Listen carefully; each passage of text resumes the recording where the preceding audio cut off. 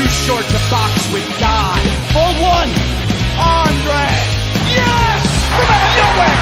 Hold two, armbar. Who are you to doubt El Dandy? Still got 200 more. This is Robbie Eagles. This is the loosest in Australian wrestling, Adam Brooks. Hi, this is Mimic. This is 5 times the world's heavyweight champion, the Scrap Daddy himself, Scrap Iron Adam Pearce. This is Brian Alvarez, and you are listening to Wrestle Radio Australia. Welcome to the show, folks. My name is Josh Armour, and thanks very much for downloading Wrestle Radio Australia. This is our first episode. Oh, yeah! G'day, this is Big Brody Marshall. This is Brian Alvarez. This is Dean Brady of the Millennials. This is Jurassic Punk Sid Parker. How many of you guys have heard the term kayfabe? Hello, doggers. This is Jay Hunter from OSW Review. This is Matt Grim Basso. This is the loosest in Australian wrestling, Adam Brooks. This is Scrap Iron Adam Pearce, and you are locked in to Wrestle Radio Australia.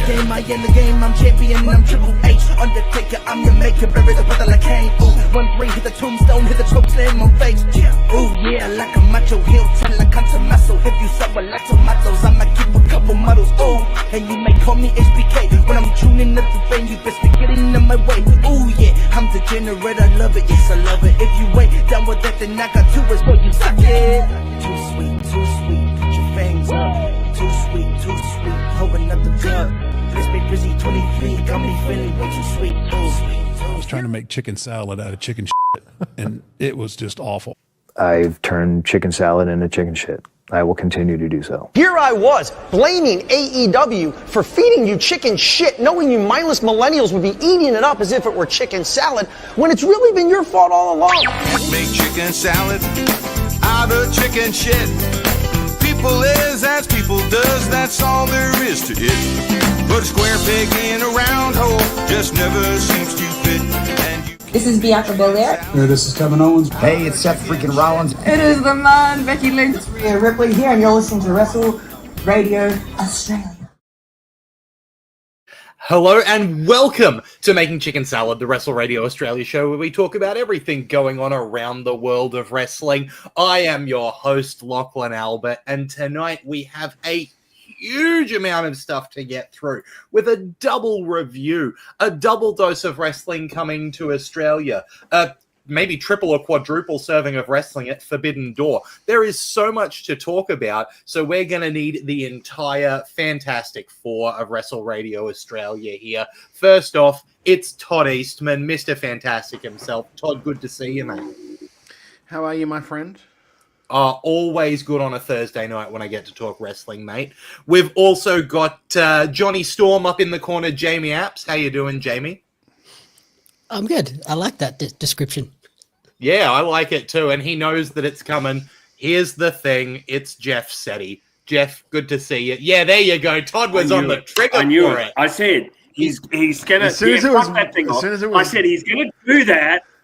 And is he in trouble when he comes down to fucking Melbourne? I'll tell you that much. I'm in a sweary mood tonight.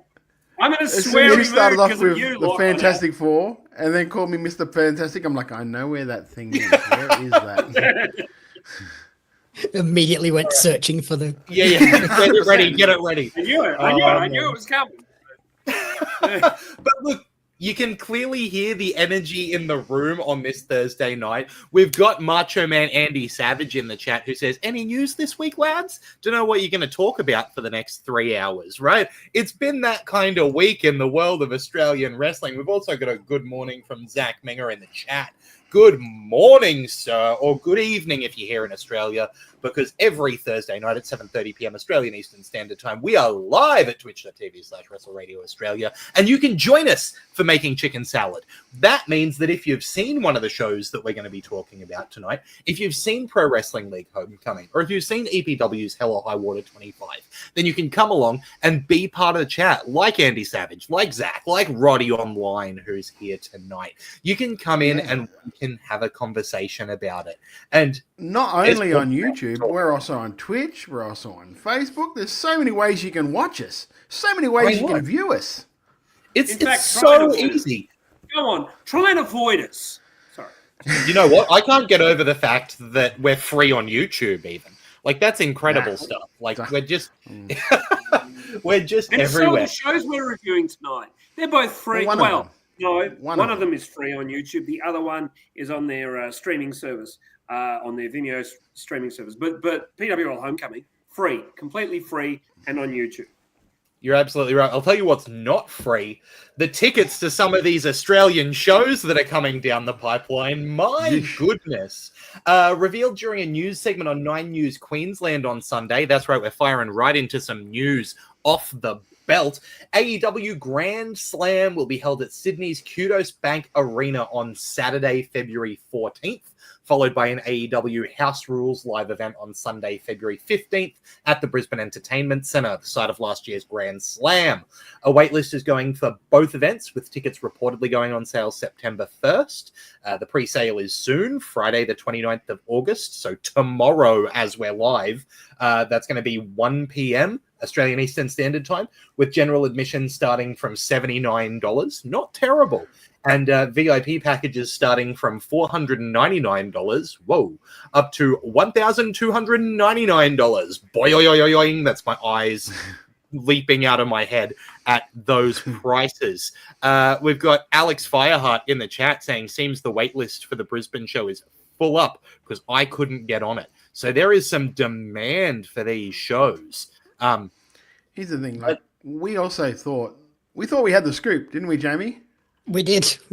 We spent all day Saturday digging through TEG websites trying to get the scoop. Thought we did. Well, trying to sort of verify what you'd found. Yes. So, because like, how did you stumble upon that? By the way, just so. So I randomly saw this graphic that said the list of TEG events coming up for the next 6 to 12 months. And AEW was on that list as Sydney and Melbourne. And that was posted in all of the wrestling Facebook groups. And I looked at it and went, it looks pretty legit, but it's a wrestling Facebook group. Who knows if this graphic is real? So I just started digging, trying to find where is this graphic. So that's why when we first posted it up, we're like, we don't know if this is real. We're still working to check and see if it is. So, and then like we didn't confirm it until you found it on the actual, what was the site called? So it was on the VIP Now website in their like pitch deck for venues and hospitality partners to try and basically sell hospitality packages for all of these events. Yeah.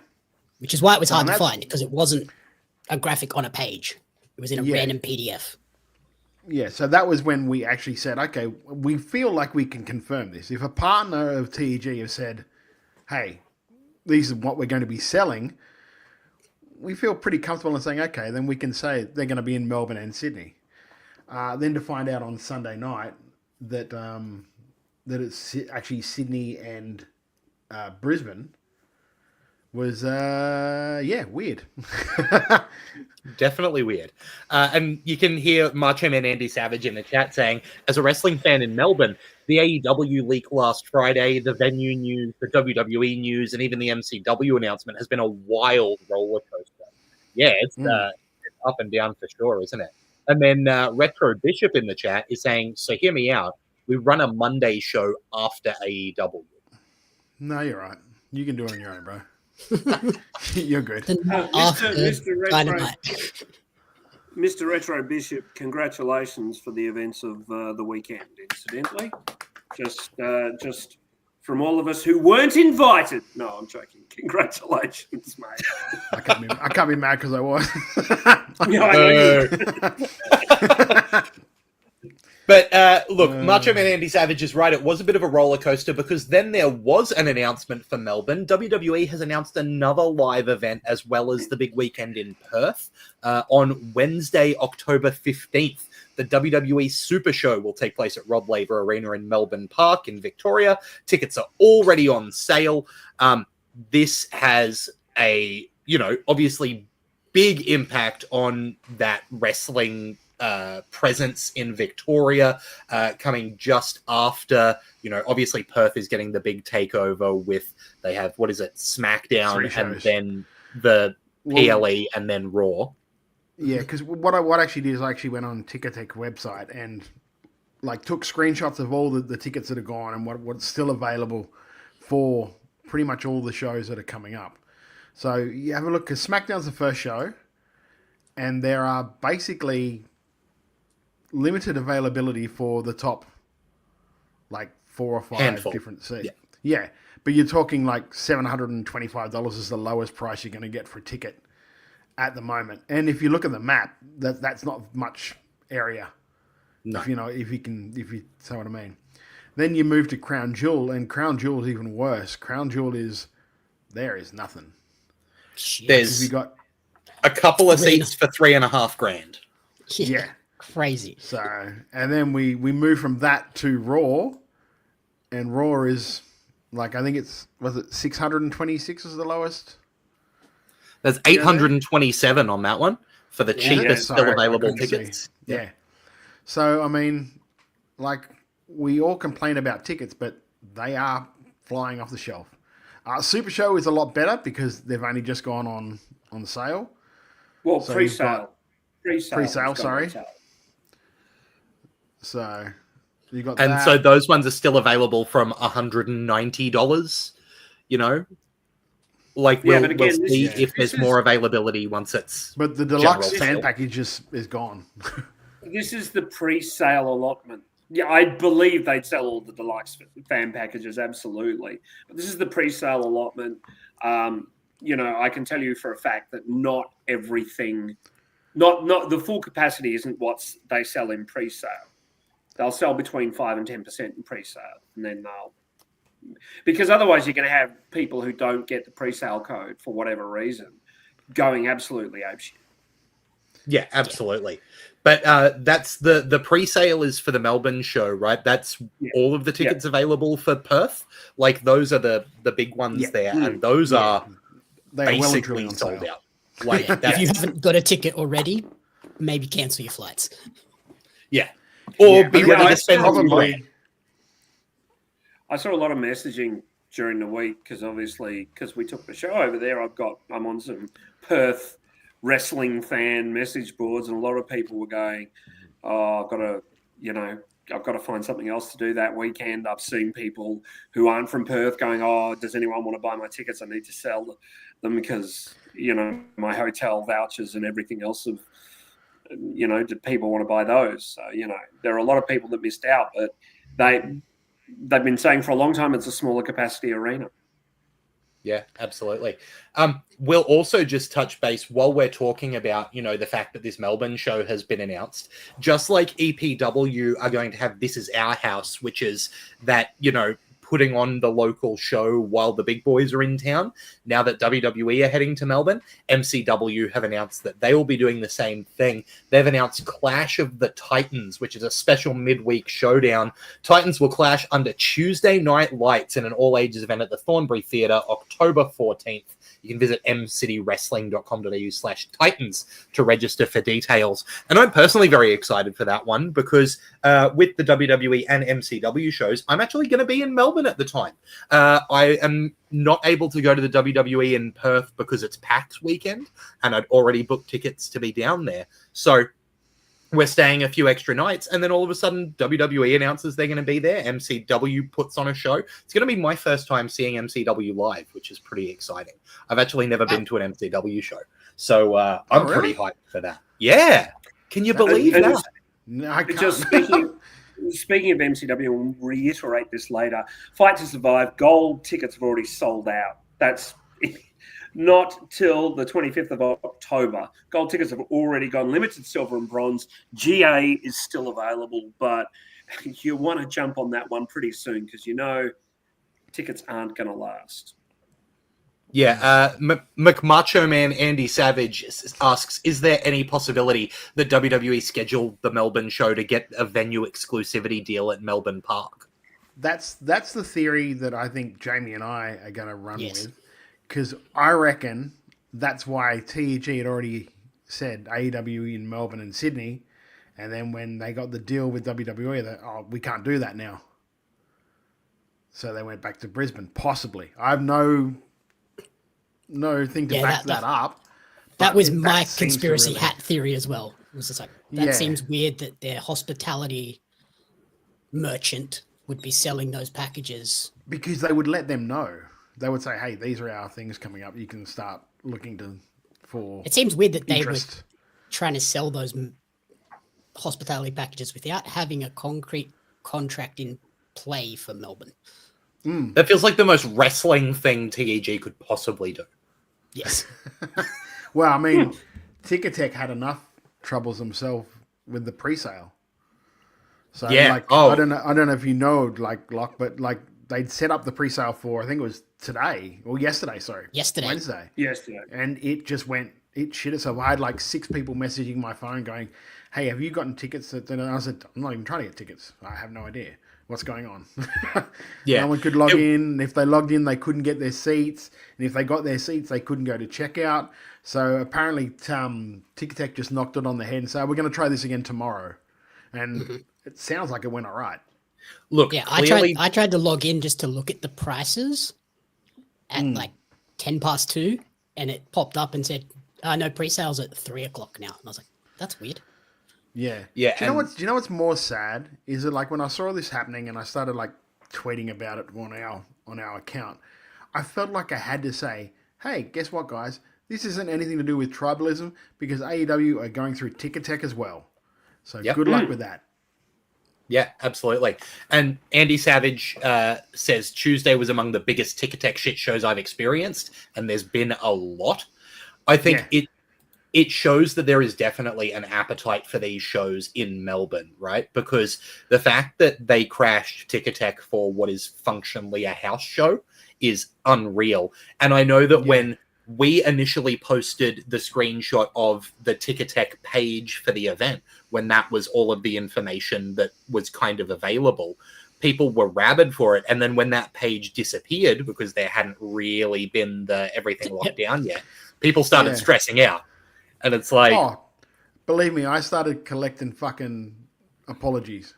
Because I had that many fake newses. Why do you do this? Blah, blah, blah. And to all the other people who screenshot our screenshot and then put it up on your page, I know who you are because the time that you have, when you log into Ticketek, I don't know if you all know this, but you get like, I think it's like 10 minutes. To check out. So when I hit the screenshot, of course, there was an exact time of what was left on my ticket thing window, which bizarrely showed up on a lot of other places. Interesting. Yeah, it's funny how everyone happened to have 6 minutes and 29 seconds left buying their tickets. Weird that everyone sat and stared at the page for 3.5 minutes before screenshotting. It really is. It really is. It's no surprise. Good retention, though. Oh, very good. It's no surprise that somewhere you still have 6 minutes, 30 seconds left. There's no surprise that Melbourne sold well because, you know, you look at the companies that are in Melbourne at the moment and they're all running kind of hot. They've all got good angles. They're all telling great stories. They've all got captivating wrestlers. So there's no surprise that Melbourne sold, you know, going to look at a sellout. I'm expecting tomorrow to be Rod similar. Laver, what does Rod Laver seat? I think it's 11 19? and a half. 19? Is it that many? I think it's a lot. It's a big venue either way, right? And like, but in saying that, venue, which is smart for them to run. It is. MCW sells out some pretty big venues. venues. The capacity... 14. Yeah, the capacity is 14,820, but you've got to imagine that wrestling is in that stranger configuration, so it could be more, it could be slightly less. Yeah. But around 14,000. There won't, it's not like there's going to be a big set, so like that's not going to chew into the They'll thing use some floor, but then are they going to have like, what's the entrance going to look like? How much seating gets taken up by that? So it's hard to know exactly, but yeah. And Alex Weihart says the same, depends on the setup really. But, you know, like we were saying, MCW Vendetta is sold out, which is this weekend. And then the next event already has its gold tickets sold out. That's the kind of, you know, wrestling city Melbourne is. Like, they are rabid for it. So it doesn't really surprise me that they were absolutely demolishing the Ticketek website to get their hands on a WWE show ticket. And I saw with the AEW at Kudos, if they can manage to get close to the capacity of 21,000 seats there, even remotely close to that, they could be in the top 4 ticketed shows for AEW. Yeah, that's crazy. Yeah. And based on, obviously the show in Brisbane was fairly big, but I feel like Sydney's got a lot more potential to sell out a big venue for wrestling. Bloody DJ says, I think the house show is often the better experience. The wrestlers get a chance to break and be a bit more off script without ruining any ongoing storylines from the few I've been to. There's definitely an element of fun to the house shows. Hey. Oh yeah, in 2013, I went to the touring show they brought out here, and I was lucky. Like the main event of that show was CM Punk against Bryan Danielson in an I Quit match, and they were given like 40 minutes, and they spent the entire time trying to break each other up.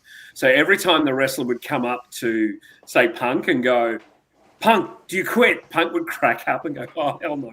And they just made each other giggle for 40 minutes. And it was really lovely to see. And that's the kind of thing you get on a house show.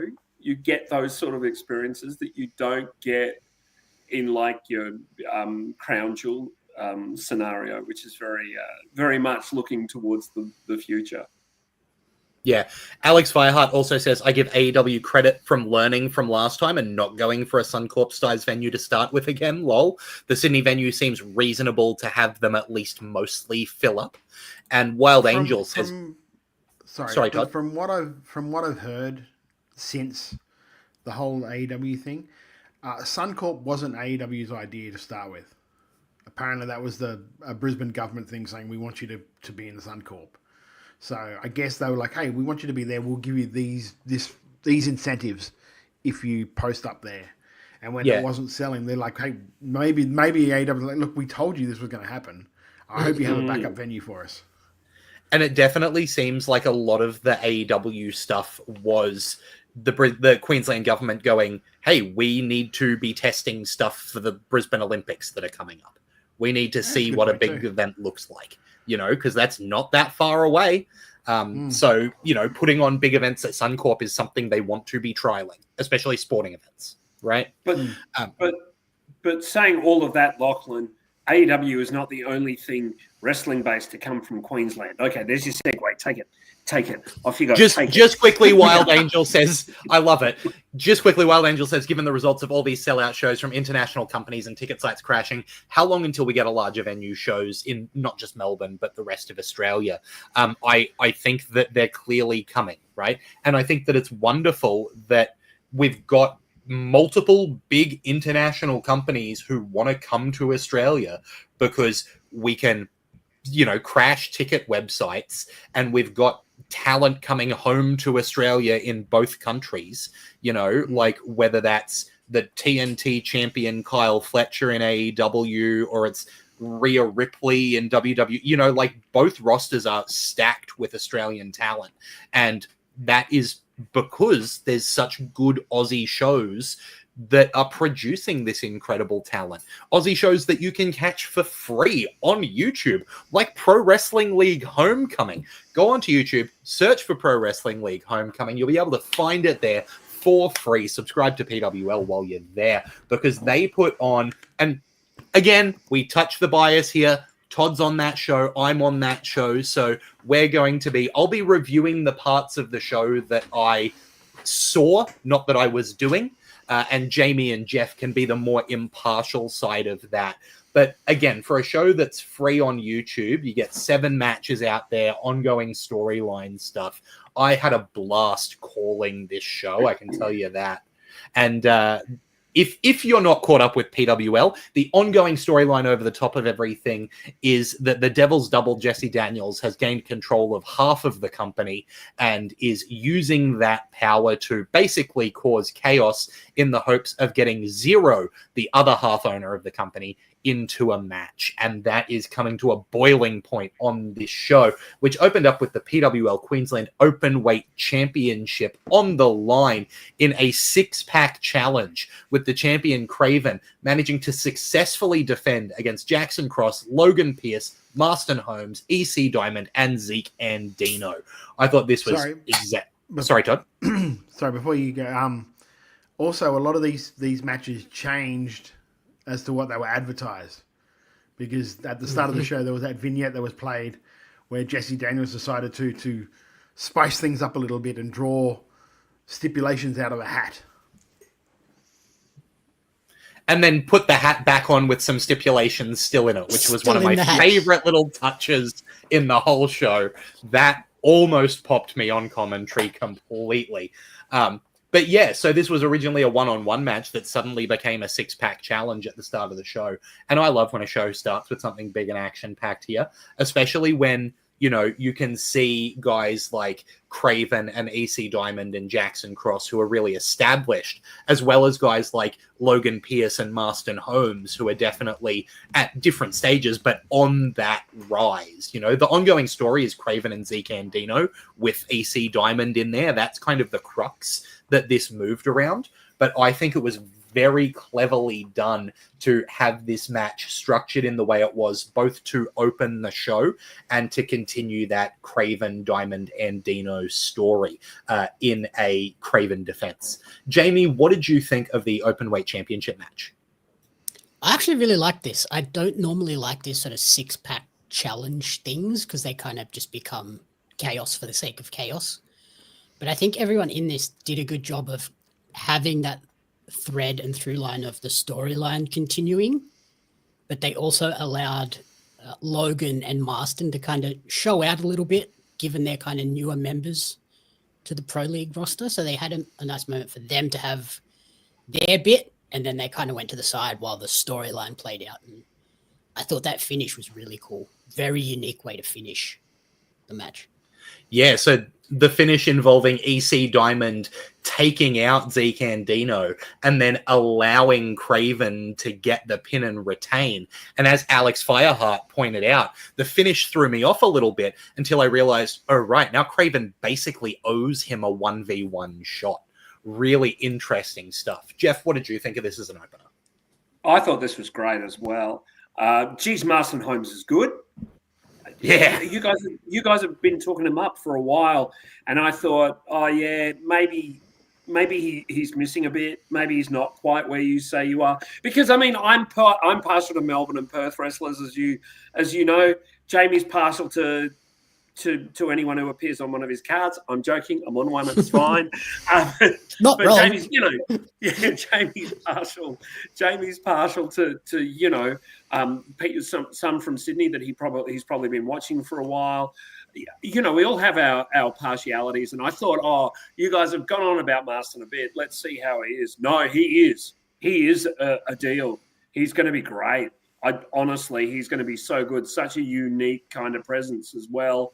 I really like the ending too. I think everyone came out of this looking really good, and there's intrigue with that storyline between Diamond and Craven there. Like, there's some natural intrigue. It's a shame that Robbie Eagles fella wants to kill Marston Holmes. That's going to be a problem.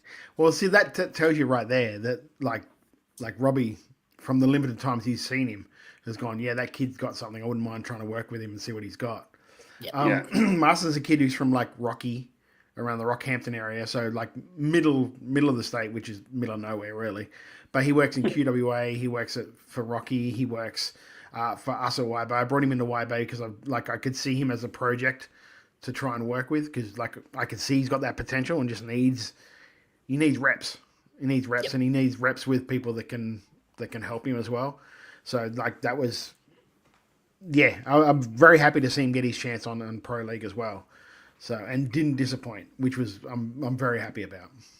And also credit to him and a couple of other of those Rockhampton-based workers like Freak Nicks and Captain Joseph Blackheart, who are like really making an effort to get to all the shows. They're going north, they're going south, they're really getting around. Bastion James in the chat says really enjoying getting to see Logan Pierce on more shows. Logan, I love watching Logan Pierce. Like, the way he is progressing. Marsden also initially trained at Newey Pro as well. You're correct, Roddy. Ah, there you go, Roddy. I wasn't sure about that. Wild Angel says, I'd hate a guy who cost me my title as well, in response to Roddy saying EC also hates Zeke, because that's, like we've been talking about, the crux of this weird little story that's going on. I also really liked Jackson Cross in this match, who just feels like a ring general. He's got a great look. He is a big dude who feels like a general. You put him in there, you're getting something that just works. I really enjoyed this as an opener, and again, a great way to kick off the energy, and then kicking it straight into a one-on-one match with Eugenie taking on Christina Cade. I've, made no secrets about the fact that I think Eugenie's bloody phenomenal. There's a reason that she can go down to MCW and be the women's champ and have this, year-long feud with Erica Reed over that title. And Christina Cade is somebody who is continually improving, and I think we saw a lot of that improvement here. But the thing for Christina Cade is always just that crowd engagement is through the roof, right? Like we'll mention One Shot Rider later, but again, he was on a podcast the other day, and someone that he shouted out was Chris Dink, who we're going to talk about later in the show, who just, no matter what, they go out there and the crowd is on their side. It's the same deal with Christina Cade. The minute she's out there, the crowd is behind her, and that is just a huge, thing to have. Jeff, what did you think of Eugenie and Cade? I mean, I really like this. If you remember my initial slight criticism of Eugenie, and it's her as a person, not her as a wrestler, is that she tended to smile a lot. And when she smiles, you kind of go, oh, isn't she, there's something really special and magical about her smile. She lights up the room. All of those cliches. And it's kind of, I've noticed that, especially in this performance, there was very little smiling. She was there on business, and it was really good to see. She's come so far. She's such a great wrestler. And Christina Cade, she's got that Sami Zayn appeal. She's got that, I'm here and you're behind me and I respect you and I love you for it. And they made each other look great in a relatively short match, but really, really fun. Yeah, Jamie?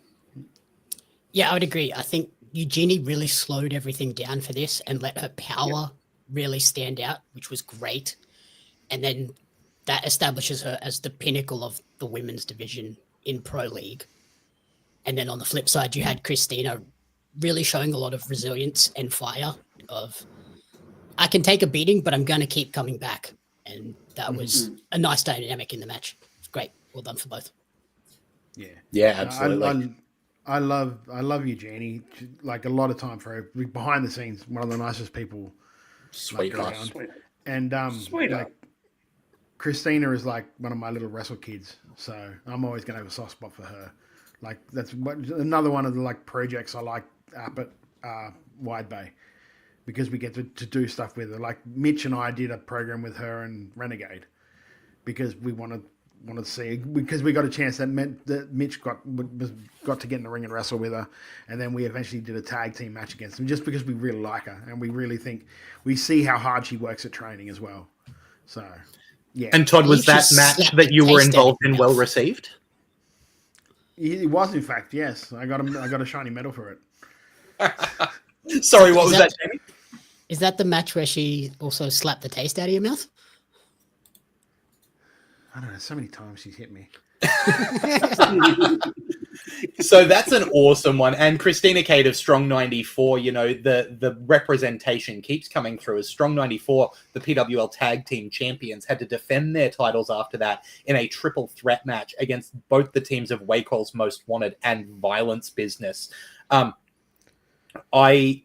I do have a little bit of a complaint here, and I have raised it to the people at PWL, which is I feel like this story of these three teams has just been going on a long time. I feel like, because I'm thinking back to February when we had the Super Show, and it felt like these three teams were the focal point of the story for the tag titles: Strong 94, Wacall's Most Wanted, Violence Business. And it has been those three teams the whole way through. And I'm not going to complain too much because I really enjoy all three of those teams. And there is, a change coming. We've got new number one contenders. But I do just wonder if this particular story went a little long, though there are reasons that certain people needed to be on the shows putting stories forward. Well, it's also true that, like, you say it's been going for a long time. They don't have that many shows. Yeah, very true. It's only like 3 shows. Yeah, exactly. So it hasn't been going a long time. It's just been going a long. It's been going a long time calendar-wise. Yes, but not actual show-wise. Yeah, but I get what you mean. But yeah, I think part of the reason it feels like it's been going so long is it's kind of always been like 3 ways. They haven't split them off and done like Strong 94 versus Wacol and then Strong 94 versus Violent Business. It's always been a combination of all 3. Yeah. Yes. Trust me, I know exactly what you're saying because there'll be times when I will pitch a storyline to Jesse, a Zero, and Zero would just be like, that's like 2 years, right? Because I forget we're only doing like 4 or 5 shows a year. I'm like, oh, okay, never mind. Yeah. Yeah, absolutely. But in saying that, these 3 teams are just bloody good. From Wacol's Most Wanted, I love Tar. I think that he is what people picture when you say pro wrestler. Like, he looks like a pro wrestler, and I think getting him in Strong 94 has really brought a lot of the personality out of him. Wacol. Being part of Wacol, thank you, has brought out more of the person behind the muscles, I think, which is really fun. And Cockroach, who is just he's such a good hand in these types of things. He's always got some stupid thing that he wants to try. And the combination of, putting it all on the line for the match and then also doing the goofy stuff to entertain the fans. Like the spot where he climbs the top rope and acts like he's going to do a big high flying move and then jumps off and lands on his feet and just stomps a mud hole in the guy. It gets me every time. I think that they're such a great team. Strong 94 are just such consummate champions. Renegade's been doing it for a long time, and for, how relatively young he is, the amount of experience he's got is incredible. And JJ Avery's the bloody future. Like that, the kid's got it all. Violence Business, I know I talk about these guys every time, like they're the best thing since sliced bread.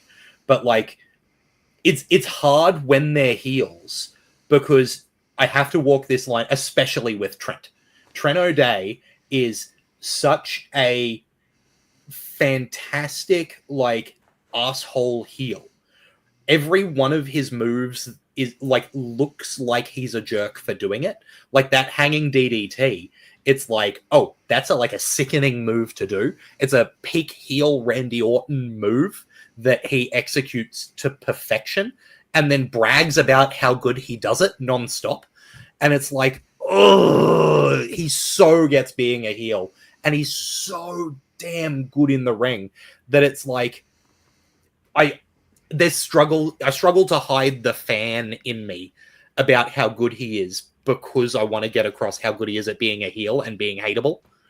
But I love his work. And Sam Cannon's just a freak. I want to see Sam Cannon wrestle in every match ever.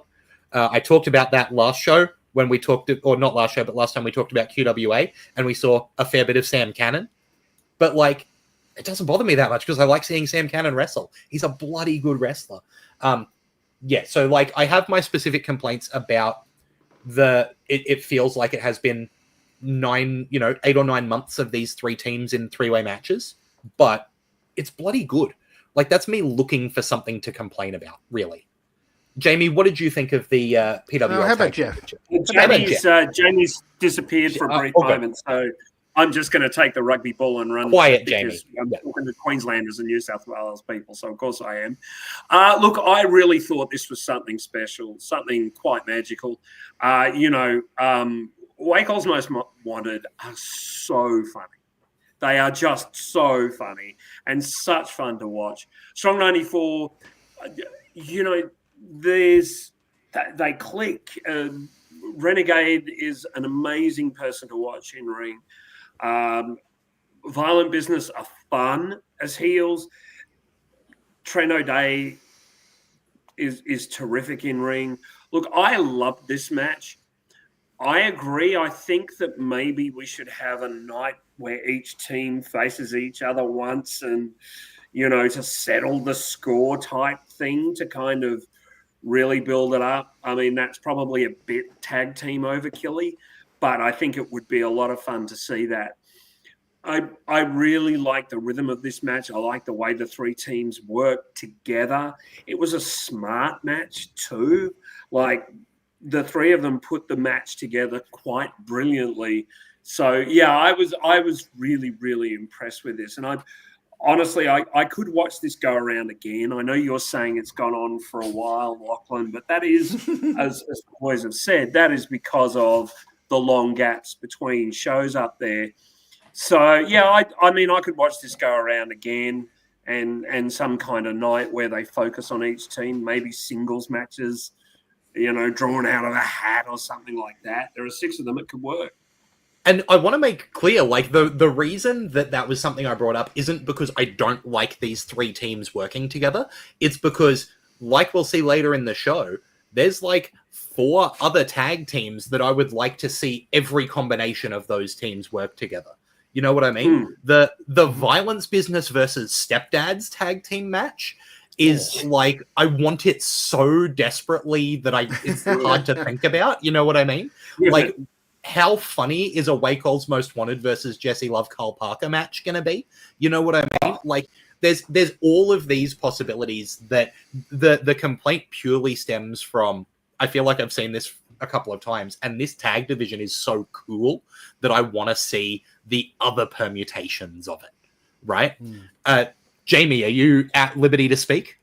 I'm good now. So yeah, I enjoyed this one as well. I think this is the first time I've really seen Strong 94 really do a lot of combo moves, and they were all so well done. They all flowed brilliantly together. And I think, like you were saying with Trent, he is such a good heel. His cheating tactics and like veteran instinct stuff was just nasty, which fits in with the Violent Business name. And then Jack Tar, they made him look like an absolute beast when he suplexed Sam Cannon. Yeah. Like, oh, wow. So that was really cool. And then the last thing, you've obviously got to shout out the Trenta walk. Like, I want to hate him, but the Trenta walk was cool. This is exactly what I mean, right? It's like how much, and he like made sure before the show, he's like, on commentary, you've got to call this. And it's like, okay. And I want to hate it. Like, it's the perfect heel thing, but it's so funny. It's so funny. Bloody DJ says JJ's fluffy leg warmers are merchandise gold. Absolutely agree. Wild Angel says, sorry. I think JJ's fluffy leg warmers are a case of one of his good friends or someone that he knows, Certified Papi, might be starting to creep a little bit into JJ.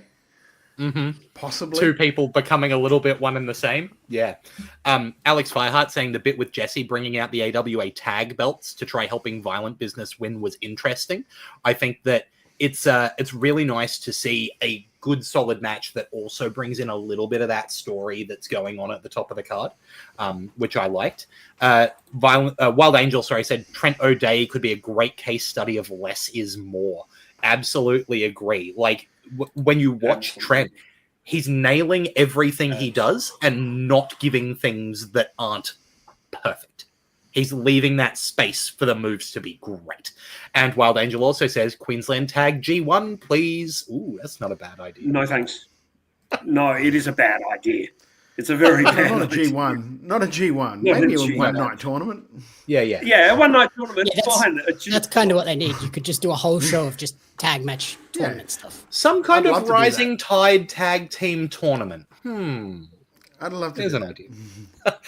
Bloody DJ says Certified Papi. I mean, of course, easy to confuse the two.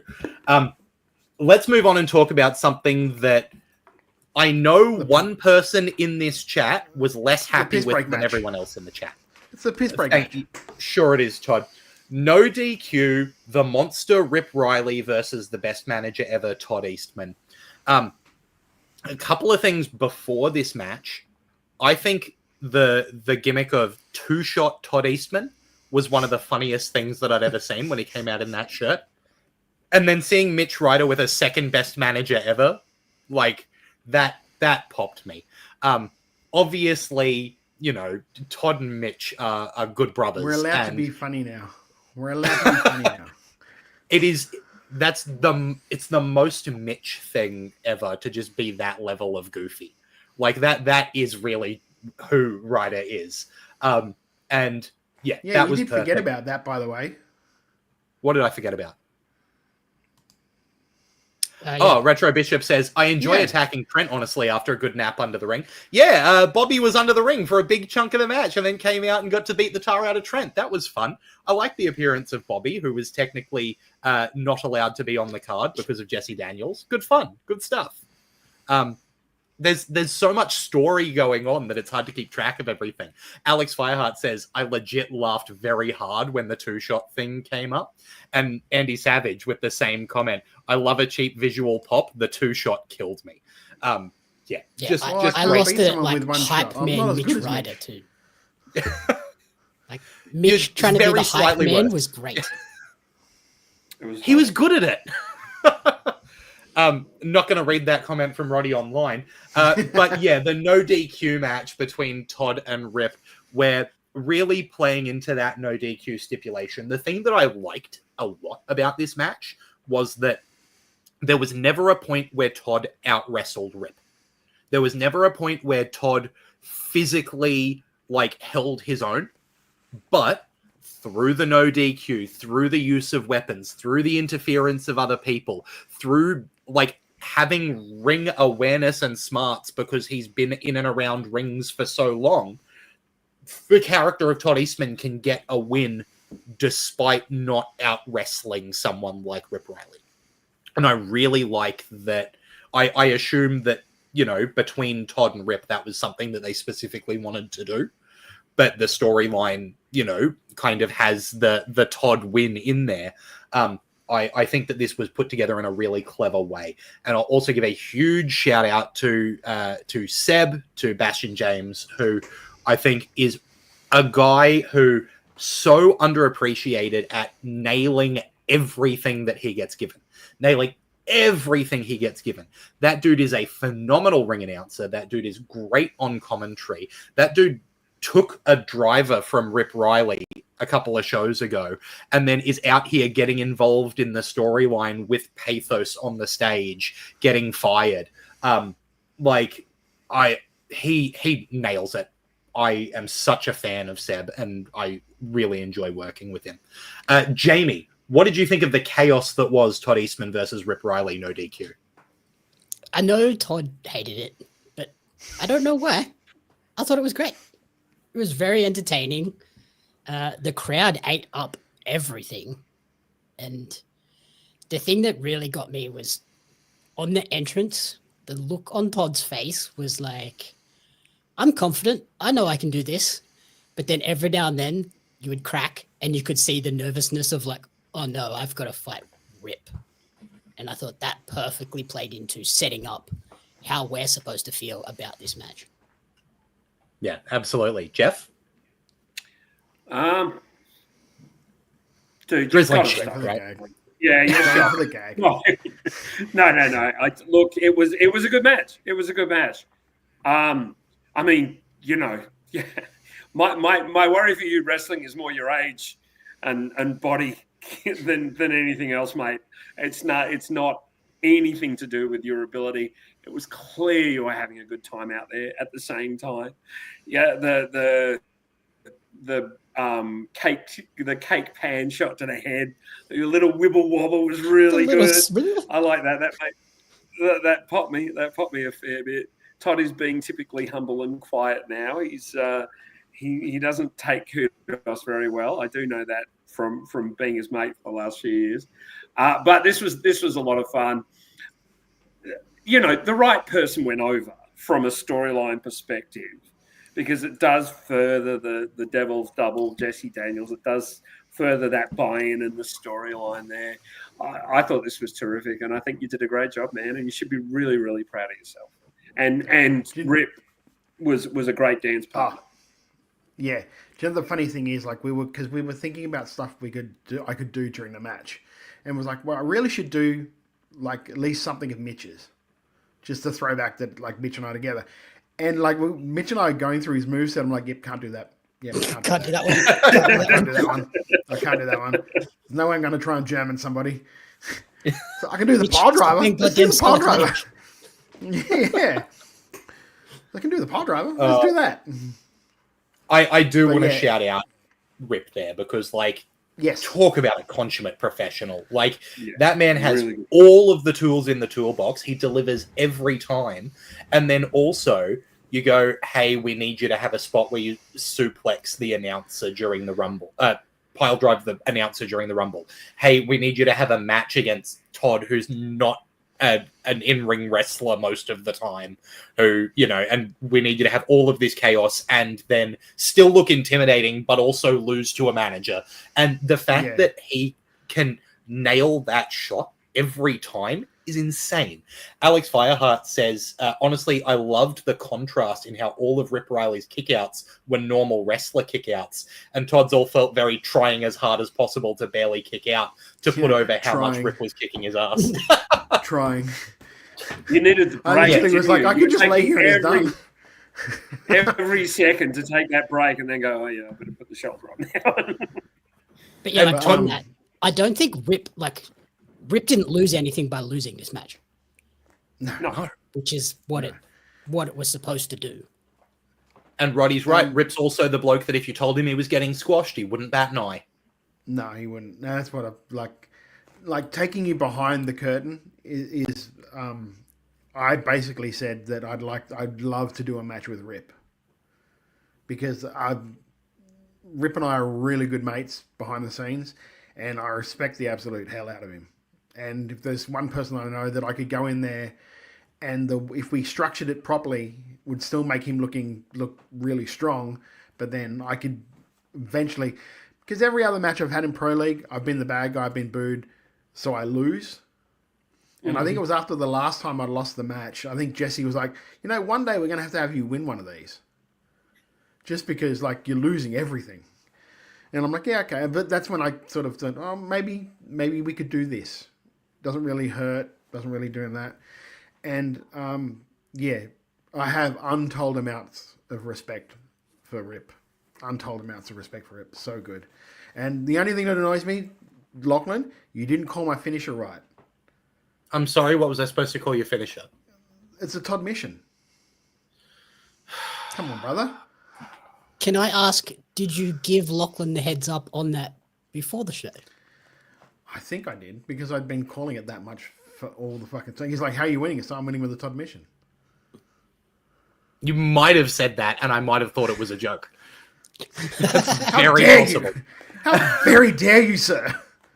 Because I just assumed you were losing, because that's what Todd does in a match.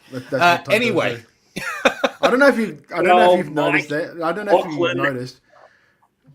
But when I won, you can actually see me mouth, holy shit, at the end of that. Good old Mike Adamley Lachlan strikes again. Yeah, that's me. I do also want to shout out the absolute, like, menace heel move of firing Seb, who got pulled out of his chair and, like, thrown around, so got a low blow in self-defense, and is also the guy who, at the start of the show, they said, hey, everyone, his dog's got lymphoma. Please come and donate some money. Let's fire the guy whose dog has cancer. Like, that's... Actually, we also do shout-outs. Can I actually do a call-out? So that one guy in the crowd, when I wanted someone to hold Rip's arm so I could choke him, so I could chop him, wouldn't hold his arm because he was scared of him. Rightfully so. I'm like, here, hold his arm. I'm like, here, hold his arm. They're going, no. I'm like, oh, you're a shit mate. That's unreal. Moving into some, I was going to say some more standard wrestling, but then I remember that Jesse Love and Carl Parker were involved. Tag team action. You also didn't say that I body slammed Rip. You did body slam Rev. Body slammed. I mean, I blew my knees out before that, but I still did. I was going to ask, how was the body feeling after this match? Surprisingly, really went back. My back was fine. I went and got a massage the next day, and I was fine. My legs on Monday were shot. The standard day after the workout. Yeah, my legs and my knees were shot, and I couldn't work out why my knees were shot until I saw a video of the second time I tried to pick him up for a body slam, and he fell on me, where both my heels got caught on the mat, so I couldn't kick my leg out to bump properly. So it was basically just like my ass touched my heels when we hit the ground. Ugh. So yeah, aside from that, I was fine. Yeah, that'll do the knees. On Sunday, I was like, I could probably do another one of these matches. And then on Monday, I'm never doing this again. Yeah. The day after, always the worst. The number one contendership for the PWL Tag Team Championships on the line in a four-way match. Just by the way, Seb is in the chat and said, best body slam I've ever seen in person, and I wish I was exaggerating. Great call, because it was a good body slam. The pop hit. Four-way match for PWL Tag number one contendership with Good Boys Inc., Stepdads, Culture, and the team of Jesse Love and Carl Parker. The mix of really good wrestling and really unhinged comedy in this match was phenomenal, right? The fact that, Culture are obviously unreal, and they managed to get the win here to be number one contenders, which Strong 94 versus Culture, that's just money in a tag team sense. But you've also got, the Stepdads, who I love the Stepdads comedy. I think they are so funny, and it is such a, goofy... Correct me if I'm wrong, Todd. Was that a driving up and back from Wide Bay in the car coming up with a stupid gimmick idea? Yeah, that was. Yeah. And I must admit, every time they do it, it still pops me. The handshake instead of a tag is just the best. It's such a Stepdad thing. Yeah. It's a good solid handshake.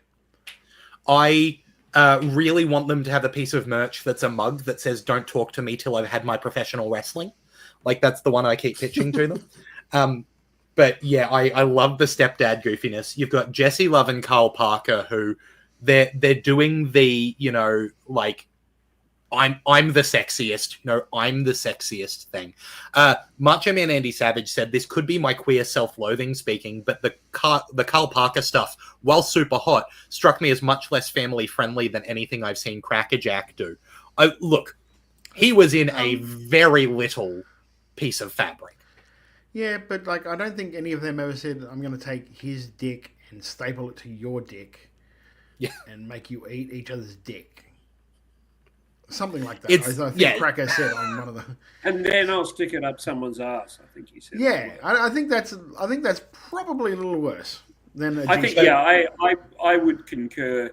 Roddy Online's asked when my debut is. For what? Jeffy Todd. I'd pay my ticket. Yeah. So I think the Jesse Love Carl Parker stuff is I'm cutting you boys off. I'm moving on. The Jesse Love Carl Parker stuff is really. I would have got myself in trouble just then. So well done. It's really playing well to the back row, which I really like. And then Good Boys Inc., I think, are, again, one of those teams where I look at them and I go, well, there's the future of Queensland wrestling right there. Bones has got charisma that jumps off the page, doesn't he? Oh, yeah. Doesn't he ever? I don't know how you can not cheer that man. He's so he's got the Eugenie smile. It's insane. And then you've got Andre Irons, who is I so rate Andre Irons. That guy is so damn good, and he's going to be a guy who is holding top titles in a few years' time. There's no doubt in my mind, because he delivers in every category. I think Culture was the right choice to win. I think this was a lot of fun. I think the wrestling was good and the nonsense comedy was good. And that's hard to get both of them balanced in a match, which I really liked, especially a match with 8 people in it. Jeff, what did you think of this 4-way tag team action? let me just touch on the stepdads first. Have you guys seen Office Space? Yes. Has everyone seen Office Space? It's like, Jamie, you've got to see Office Space. It's brilliant. It's Mike Judge, who did Beavis and Butthead, King of the Hill, Idiocracy, made some really good movies and some really funny TV shows. The stepdads are two of the Gary Cole character from Office Space. They really are. They really are. You could just, they come out with the coffee mugs. Yeah, you're going to have to come in on weekend. You can just hear it, and if you're of that, Charlie actually sounds like that. So he does. He's got the Canadian accent and all. If you're of that vintage that knows that movie, they are doubly funny. Love and Parker have so much going for them as your likable shit heels. The Good Boys, as you said, so much talent and so much fun, but it was like, you always had the feeling Culture were going to win because they're the tag team. They're the guys that are actually really the established and the good tag team who you can add to almost anything, and they're going to deliver, and they're going to do the job really well. I thought this was terrific. There's no doubt that this offered a lot of fun and was perfect in this position between these two incredibly good matches. Yeah, absolutely. Jamie, what did you think? Yeah, I agree. I think this was the perfect spot for this to be the contrast between the two matches that followed. And yeah, Carl Parker, that was one hell of an entrance. Holy cow. But that tag team, they have gelled so much better than I ever thought they would have, so quickly as well. Yeah, out of nowhere. The second time together. And I was like, oh, they look like they've been together for 2 years. Yeah, completely.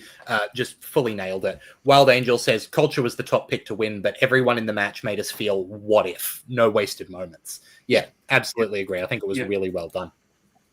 Moving on to the big end of the card, PWL Championship on the line. Ricky Utomi managing to defeat Yeet Stevens. Ricky Utomi, again, the shit heel, coming out in the double denim with the title that he, has cheated to maintain.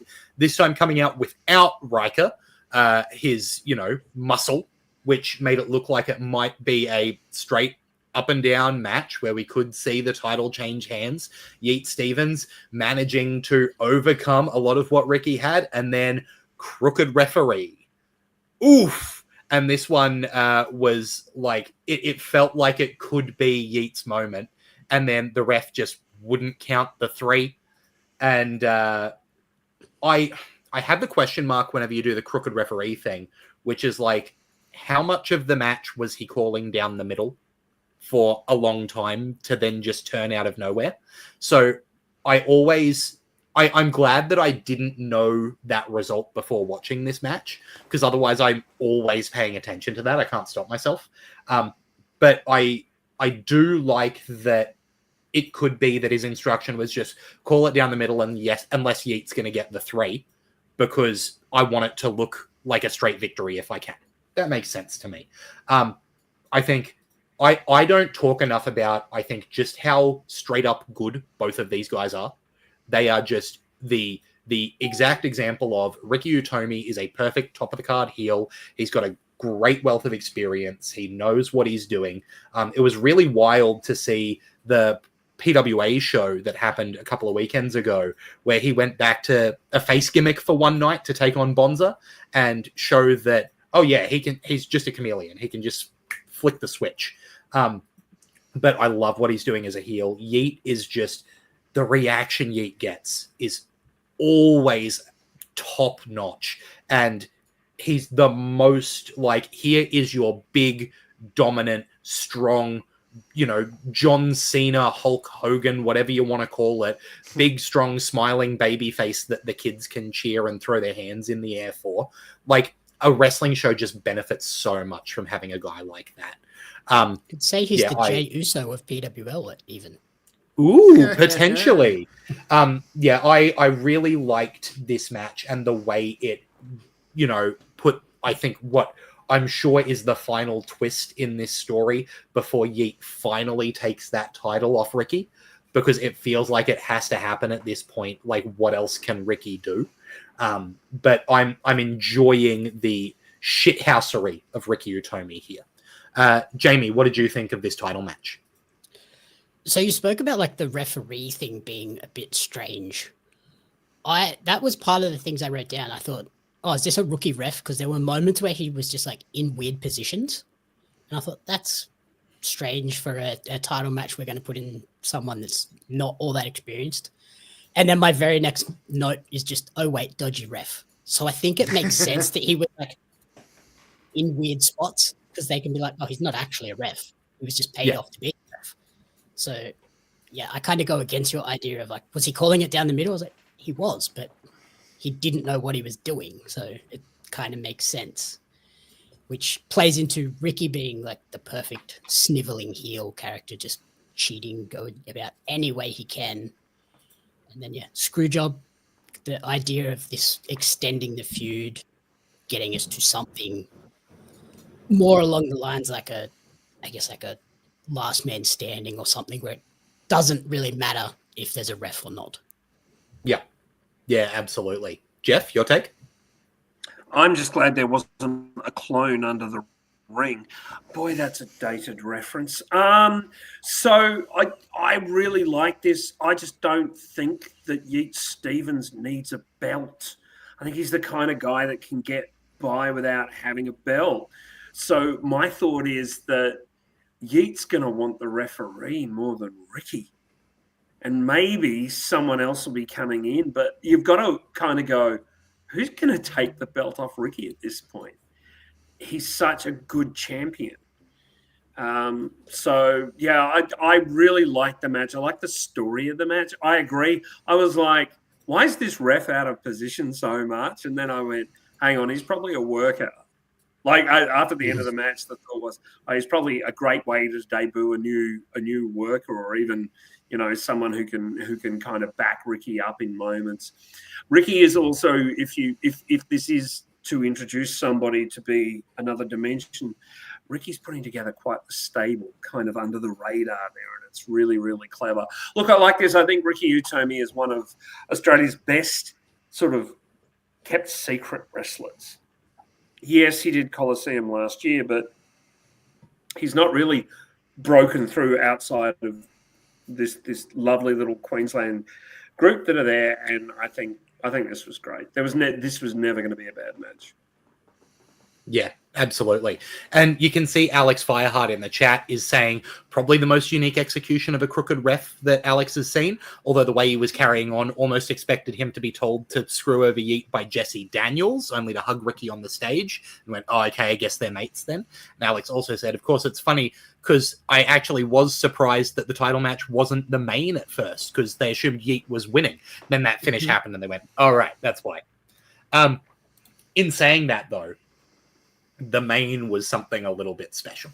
And I, made no bones about it on commentary that this was a match where if I wasn't on commentary, I would have been front row center for this, because this to me was something very special as far as wrestling that I've, been able to see, and the wrestling that I've loved for a long time. I know it was special for Todd as well, with, the guys that he has worked with the most going one-on-one.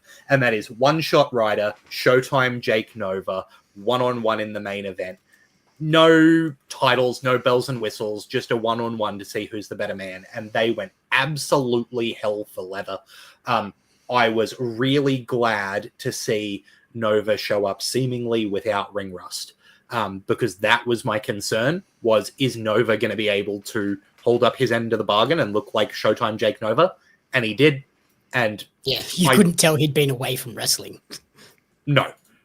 And seriously, in the last 5 years, he has wrestled a handful of matches. It is insane the ability that he showed with, that much time not wrestling consistently. I'm never worried about whether Ryder's going to be able to perform because he's the best. He's the best. And this match ruled. It was everything I wanted it to be. Me commentating was not, me doing a job. That was just me reacting to the match I was watching here, because this brought out the fan in me all the way. And then at the end, seeing Todd get super kicked was just a little bit of extra sugar on there, just to make it that little bit sweeter. Nice now. No, look, we'll talk about the post-match wrestled in a a match. second. He just wrestled a match. I couldn't But help you need a myself. hug. I had Come to on, get this come on, shot bring in. it in. The funny thing is, I rolled out to the floor and I've said, this guy in the front row is like, "You're right." I said, "That hurt worse than anything in the rip match." Well, no, look, actually, let's talk about the post-match as well, because Nova hitting the super kick on Todd. It ended up being a bit of an all-out brawl, with the big moment being Zero, Jesse, the co-owner of Pro Wrestling League, finally snapping, running down there, getting hands on Jesse Daniels, going to war, the locker room emptying out and splitting down the middle, and the gauntlet being thrown down for a grindhouse match at the next show, Enter the Grindhouse. To be seen exactly what that entails, but it seems like it's going to be, yep, that's exactly right. Todd doing the mime for a wall there. So, I'm doing 5 versus 5. Oh, that's, I thought you were like a let me out. Oh, no, Stuck in a box. Yeah. Something a bit War Games-esque, perhaps. So we'll see exactly what that is next show, but it seems like the battle lines have been drawn. Jamie, what did you think of Ryder and Nova going one-on-one here? Oh, this was absolutely awesome. Like you said, it was one of those matches where it was like, you want to be front row for this, because it was fantastic. Holy cow, Jake still looks good too. As soon as he walked out, I was like, whoa, it's not the guy I expected him to look right now, but it was great. In terms of the match, I loved, like, Mitch just slid into the face roll just with ease. I didn't expect him to slide into that so quickly and so easily. But the match started kind of lighthearted, a bit funny, like, haha, I can do better than you type thing. And the way they just eased up the aggression throughout was perfect, and it kind of cemented why Jake then turned at the end, because he was getting kind of angrier and angrier and angrier, and then in the end just snapped. It was just fantastic stuff of them just mirroring each other, going toe for toe until the end. Great. Yeah. Alex Feihart in the chat also saying, for a guy who hadn't had a match in that long, I give Nova credit for being in a main event match that went as long as it did without ever really looking like he needed a breather, especially given some of the stuff he pulled out late in the match. Jeff, what did you think of it? Oh, this was something special, wasn't it? I mean, really, everybody involved in this match played their parts perfectly. I agree with you, Jamie. The build, just the build through the match was so well done. And then Ryder beat him, and there was, a little bit of respect shown. But then, no, you can't have what you want. There's the great thing about wrestling with a heel on top. And a heel is on top of this company, both in the main title holder and also the person pulling the strings. You can't have what you want because it makes you want it more. I thought this was exceptional. Ryder, Ryder's a real talent. Like, I don't want to give him any more of an ego than he's got. He hangs out with Todd, for crying out loud. But he's a real talent. That's one dude that's got zero ego. Oh, really? Like, honestly? Yeah, well, zero ego. Mitch, you deserve more of an ego, mate. You're bloody good. But this was something special, and I was really, really happy to see it. Lachlan, I need to give you a warning.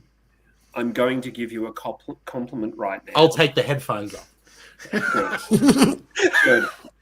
Take them off. No, go on. He did a fucking great job commentating this match and bringing the importance of this match out. I was really, really impressed with your work, Lachlan. I know you can hear that. I don't want you to respond. You don't need to wax lyrical for half an hour about it. You did a great job, mate. And I was really, really pleased. Both Todd and Lachlan did an excellent job in this show, and they should be congratulated. And, as I say after every PWL event, I wish there was more of them, and I wish this was more often because I can't wait to see what happens next. They are absolutely the sleeper company of the country. Like, oh yeah, I don't think I've watched a show and been like, "Oh, that was okay." No. I mean, we wax lyrical about it. Todd, you clearly have a bit to do with it. Lachlan, you do as well now. But yeah, just great work. Great work all round. Really, really impressed with this, and really impressed to see where this can go. And yeah, I just hope Sebastian James is okay. The thing too with that, like with that match in particular, is that there was so much backstory that went into it without ever there being a real build up into the match. Like there was never the really build was the match got announced. Exactly, the build was the match got announced, and then we already had all this backstory just of put you into it. Yeah, me being all three of us really, because it was like the story I told in that promo is pretty much just what happened. Like Jake and I were looking for the guy, like for anyone that was going to be the next guy coming up, that we could help, because what we've always been about, trying to help. And Mitch was the guy. We're like, okay, this dude stands head and shoulders. He just needs help, needs guidance. And like he was the young boy. And then when Jake left, the whole thing happened with COVID. But Mitch was just so driven to get better. He did stuff like go to the Farley dojo. He did stuff like bought his own ring so he could practice when the whole world was shut down. Like he put in his dues. And when we came back from COVID, he was the man.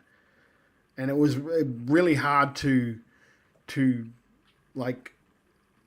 debate that. And the only person that really has a claim of saying, no, I'm the man, pretty much is Jake. And the fact that Lachlan got that over in commentary before the match, because people might have tuned out of the promos or have not seen the promo online, so they wouldn't have known the backstory.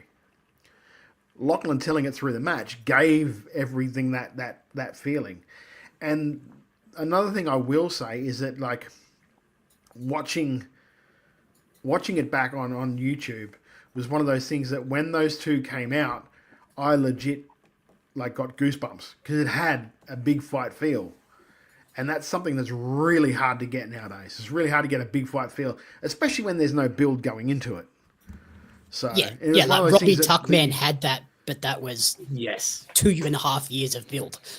Yeah, but there was because it was funny because I was watching it at my place and Mitch was watching it at his place, and I was like, I don't know about you, bro, but I have goosebumps with this whole fucking open. He's like, yeah, I know, I'm feeling the same way. I was like, it's something you can't just make it. It has to be there. Yeah. And I felt so honored to be able to call it, right? Because genuinely, it's the kind of match that I have been thinking about. I would love to see that for 7 years, right? When Mitch was in Gen Next, and I was like, give Gen Next the titles, because I was a awful prick of a fan. Macho Man in the chat saying Mitch is having an Australian Wrestler of the Year 2025 if only more people got to see him.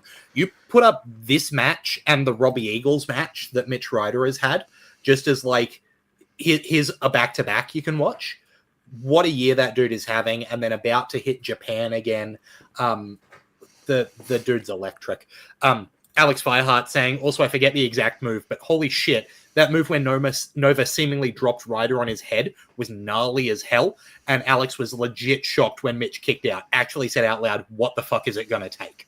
And it was that kind of match where, like you guys were saying, the build was there, and when they started doing those ridiculous moves at the end, it wasn't a false finish for the sake of a false finish. It was people thought that was the move that would end the match. I thought that was the move to end the match, and then it wasn't. I purposely avoided seeing the result of the match because it was that kind of thing. And I was genuinely brought in by some of those moves. I went, okay, that's it. Match over. That's a great match. And then it wasn't. I can't say enough good things about this match. I rewatched a bunch of it, before the show because what a delight to get to watch. And I encourage everyone else to check it out too. PWL Homecoming. It's free on YouTube. If you can put up with my voice. Apparently, everyone's saying that I did okay. So, you know, take it with a grain of salt. But, PWL Home. I never said such a thing. Could have been worse. I can have plausible denial. You had your headphones off. I've got plausible deniability. Nah, you were shit, mate. Move on. I got to go re-listen to the show, Jack. Yeah, I know. You know, you can listen to this back, right? This is actually, like, more people listen to this on podcast than actually watch the thing. Oh, we're editing that bit out. Oh, okay. I'm sure. Todd editing? Sure. Yeah. I'll believe it when I see it.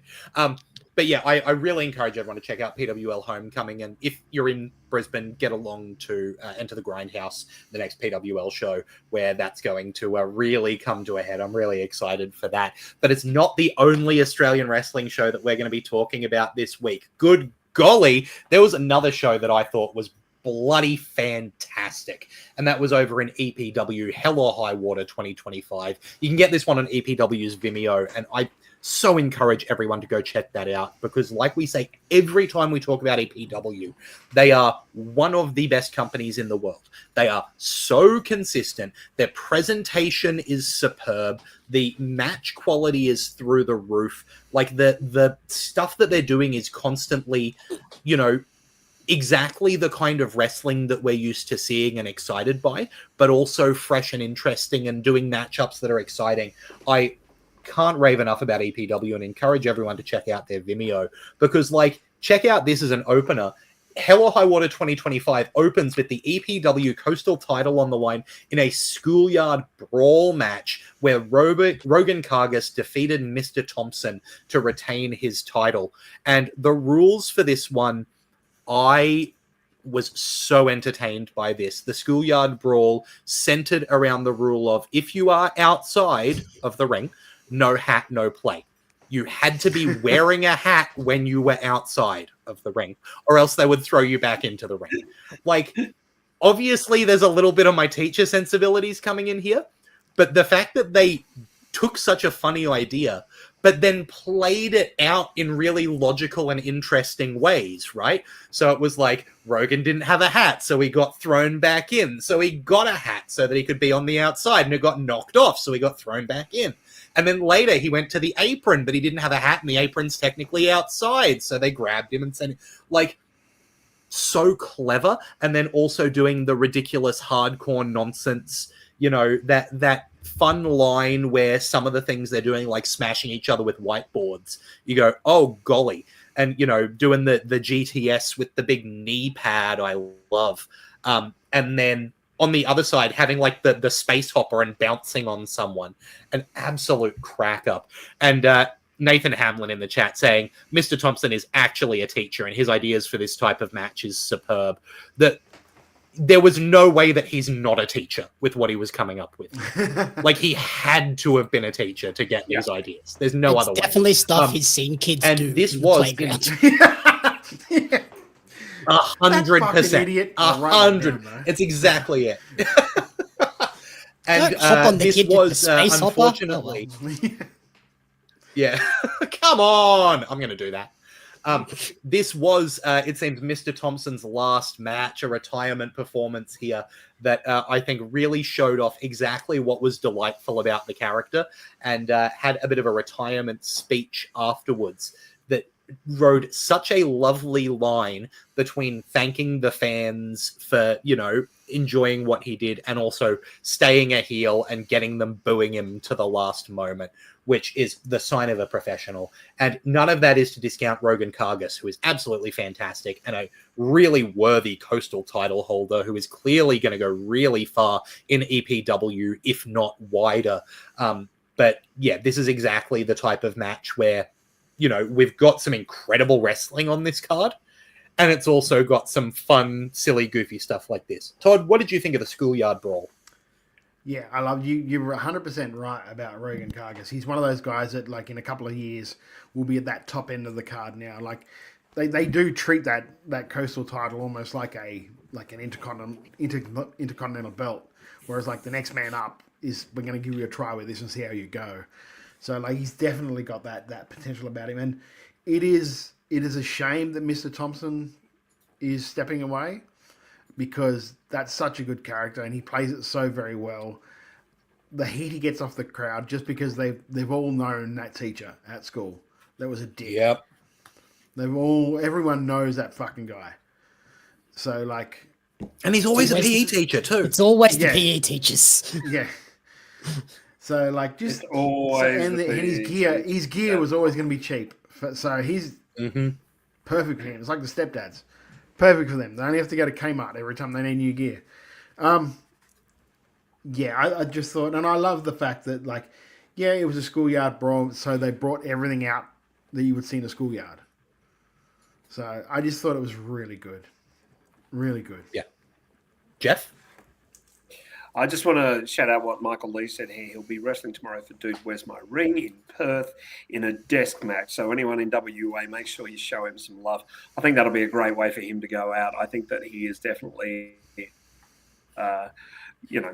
probably concentrating on his career. Look, he's such a good character. And Rogan Kargas was a great foil for some of the silly moments in that match. Rogan worked because EPW really balances their cards well in that some, they'll always put a bit of comedy early and then they move into the more serious stuff. Well, that's very much what we had here. I like this so much. I like Mr. Thompson. I'm going to miss knowing Mr. Thompson's around in the same way I would if Mr. Cliff, and please don't think he will, ever had to have wrestling take a back seat. I honestly hope he comes back because I think he's been such a fun heel. And it was exhibited loudly in his post-match promo farewell speech. Rogan Kargas is the goods. Rogan Kargas is absolutely the goods, and this match really showed well that he can also delve into some comedy and not necessarily be out of place with that. And I think that's a really valuable commodity when you are the goods, when you are a great wrestler. So, yeah, top stuff all around. Yeah, Jamie? Yeah, I think it was a great way to get Rogan kind of out of his shell a little bit from the indie wrestler move of just having a good match. They got him to have the fun character stuff, and I love the blending of comedy and hardcore. Getting to go through some trials and tribulations. Yeah. Yeah. And that like slam onto the space hopper, that looked like one of the most brutal things I've seen in a long time. It was horrible. It looked like it destroyed his back. Yeah, I had that moment of, I don't know what would be worse, if the space hopper popped or the fact that it didn't pop. Because the fact that it didn't pop is just like, ugh! Like, that's gross. It question marked him. It looked horrible. But then again, it might be that thing like The Simpsons. He knocked him over the bin and it put his back in. Realigned. Might have actually realigned him. Yeah, maybe he's like, oh, maybe I don't need to retire now. But yeah, absolutely a great fun open to the show, to be followed by something a bit more straight up and down wrestling with the EPW Invitational Tournament final match of Block B, with Jesse Lambert going up against Mikey Broderick, and Mikey Broderick, the clear front runner from B Block for the whole tournament, managing to get a win over Jesse here to end up with 9 points with Jesse only on 3. There's a couple of things that I really like here. One is having Mikey Broderick and Lucas Fantasia be the two people coming out of B Block, and we'll see something similar coming out of A Block on the other side, where there's these really interesting potential combinations of people that are feuding against each other on opposite sides of the semi-finals now, which I think is really clever. I love Jesse Lambert, and he knows that I love his performance. I love him as a character. I also think he's a genuinely delightful person. I love that he did not dominate this tournament. I love that he came out of this tournament with 3 points, because it's that reminder of, yeah, the kid's good. The kid's got potential. The kid is a former EPW champion, but he's a kid. And he's up against, wrestlers who are going to take him to the limit, and they're going to beat him. And there needs to be that fire in the belly for him to win a match. I think it's really important. If you've got a character who needs to be an underdog, you can't have them win all the time or they stop being an underdog. Yeah. Right? And this tournament really reestablished that Jesse Lambert is an underdog. He is a kid who fights from underneath, who is, fresh, and he's doing his best, and he's coming out with, I think, Blue Juice is such good music for him, right? It gets me so hyped, but it also feels a little bit rinky-dink. I love that presentation. Mikey Broderick's a phenomenal wrestler. I love Jesse Lambert. I think this accomplished everything it needed to accomplish. Jeff, do you agree? I would agree wholeheartedly. I like Mikey Broderick as a heel. Like, let's not kid ourselves. I feel Mikey is much better as the TMDK butt-kicking machine that is Mikey Broderick than the squat guy. Like, nothing against the squat guy, but I think this is a much more compelling and multi-dimensional character. But Mikey, you almost forget that he's part of TMDK, don't you? When he does the squat gimmick, you just forget that he's not one of the most elite factions in the world. Yeah, and he's bloody good. He holds up his end. Mikey, if you're listening, don't hurt me. Jesse Lambert is a P plater. And we all remember what we were like when we had our P plates. Oh, yeah. We weren't good. And that's the representation that's coming across loud and clear. You can be on your P plates for a long time. And it's fine. Jesse can lose 1,000 matches. And then when he wins one, the crowd goes fucking apeshit. That's the story. Like, let's not kid ourselves. You're right, Lachlan, in that the semis are going to be amazing. I think that Mikey is so good with all the little things. We have said before that there are people who miss the little spots between. Mikey never misses the spots between. He gets everything right. It's a really nice watching Mikey perform. I'm so happy that he's still shining away in EPW, and this is because I think he is in Perth, isn't he? He's a Perth bloke. I believe so. He resides in Perth, so. Oh, he's okay. I think he was in Canberra for a while and is now back in Perth. Yeah, is my understanding. Yeah, back and forward all the time, I think. Yeah. I mean, I think Mikey goes wherever he's booked, and good for him. He's quite the national star. He also features occasionally in MCW. I was thrilled with this. I thought this was terrific, and I think the right person won. Yeah, absolutely. Jamie? Yeah, for me, it was all about the contrasts in wrestling style, not so much like the in-ring stuff, but their personalities, the way that they presented themselves. Like Jesse was the kind of happy-go-lucky, trying my best type deal, and Mikey was just straight up hard-nosed, I'm winning this match. And I think that worked well to, like you said, re-establish Jesse as an underdog, but also show that he's really grown into his skin and is much more confident now after getting to the top. He's been to the mountaintop, come off it. Now it's the rebuild back to that, which is just a nice story, and it's very well done by everyone involved.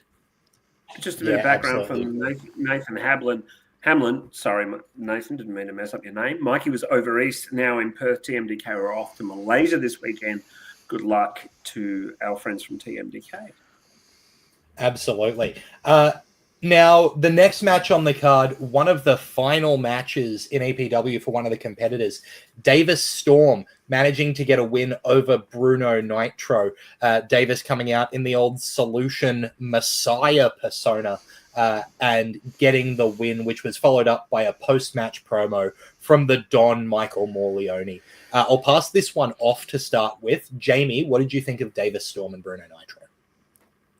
This was one of my favorite matches on the card. I thought the throwback for Davis Storm was awesome because that's the version I first discovered and fell in love with. So to see him go back to that and do this kind of sort of mini greatest hits retirement run tour was great. And then, yeah, in terms of the match, I loved the sort of student mentor dynamic of Davis went back to this more dark, evil version of himself to try and bring a little bit out of that from Bruno, which I think they slowly got to where he was willing to use some certain elements of the ring to get an advantage, but ultimately the veteran got over on him. Yeah, absolutely. Jeff? I agree. This match told a wonderful story. I mean, Davis is something phenomenal. He's something special. The guy's got the fountain of youth in his backyard. He hasn't aged a day in years.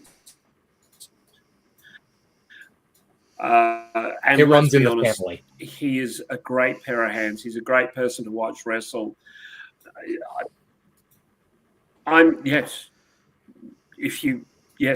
Sure. Look, this was great. I was really, really impressed by Bruno. Brought up his end and, stopped laughing at me. And I'm just intrigued to see where this story goes. I'm really, really impressed. Yeah, Todd? Yeah, I loved it. The only thing, if I was to pick anything, it was a spot where, like, Davis was trying to take the turnbuckle off, and the referee dead set looked at him for like 90 seconds before he went, "Hey, stop that." You know what I mean? It was like, at least pretend you're checking on Bruno. Yep. So you can't look directly at poor Davis trying to undo these laces. The one like we talk about, and a lot of things been said about John Cena's last run, and how it's like the matches haven't been great. He's had one or two really good matches, but aside from that, it's really been average. A nostalgia tour. A nostalgia tour. Davis Storm has literally been doing a nostalgia tour, but possibly putting out some of the best work in his career doing it. Like, he's probably in better shape than he's ever been. And, like, if you want to go out on a high, he is definitely doing everything he possibly can to make sure he does. I love the way that they played this match to, again, trying to bring out the harder side of Bruno Nitro. And it was just the fact that Davis just had more experience. That's how he won. Yep. He just out-experienced Bruno. And then the post-match promo. I tell you what, when Davis Storm is fired up in a post-match promo or in a promo regardless, there are very few people that can touch him in terms of bringing out emotions in the crowd and just listening to him. Because there were points during that promo that I legitimately had goosebumps listening to him, because I felt the way he feels about things. Like, I felt the way he feels about, like, Pro League. Like, that's and Riot City especially. It's how I feel when I talk about them, is that exact same emotions that he has when he's like, "I bleed blue." I was like, fuck yeah, you do. Like, it brings out, like, he is so fucking good at that. And yeah, I just couldn't put, like, the post-match promo I could not put over higher because I loved it. I thought it was just brilliant work. Yeah, especially after, like, breaking his neck. Was it last year? But it wasn't just Dave. He could have just walked away. Yeah. But let's be honest, it wasn't just Dave. Michael Morleone did a fantastic job in that post-match promo, getting you to want to see Dave Storm beat the shit out of him. And that's a great heel. That's a lovely piece of work. I was thoroughly impressed with that promo from both of them. Absolutely. Nathan Hamlin saying it was beyond amazing to see Storm bring the Messiah back and play that healing character. His after-match promo left a lot of us in tears. Yeah, this is everything you want. Oh, man. The Lakini's juice got me hard. I was not expecting it, and when it hit, like, I was ready for. I was literally thinking to myself, it was Solomon Blackwell a few years ago tweeted that one day he was going to be standing in the ring and Goliath from Carnival was going to hit, and it was going to be a moment, and like that, keeps popping into my head of when Dave's about to come out. I'm like, okay, we're going to hear that Goliath drop, and then when it was live, it was like, this match was. I can't be unbiased about this. We know that I've got so much love for Davis Storm. I think Bruno Nitro was fantastic here and showed that he had been learning from Davis Storm and he was, willing to go that extra mile. And then Davis Storm went, yes, you're doing everything right, but I am Davis Storm. And it was the classic, you've learnt everything I've taught you, but I haven't taught you everything I know. Exactly. Yeah. And I think it shows just how good Bruno Nitro is. This is a great showcase of him, this match. But Dave is one of the greats. I am really, on one hand, it is going to be sad that we're not going to see more Davis Storm matches. Like, that's sad.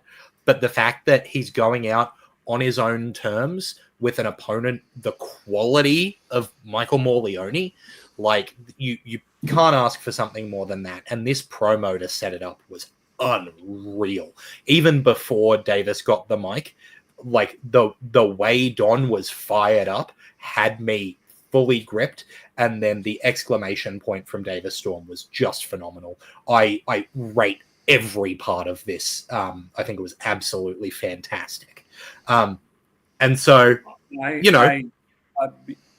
just before you continue, I don't want Dave Storm's career to be over, ever.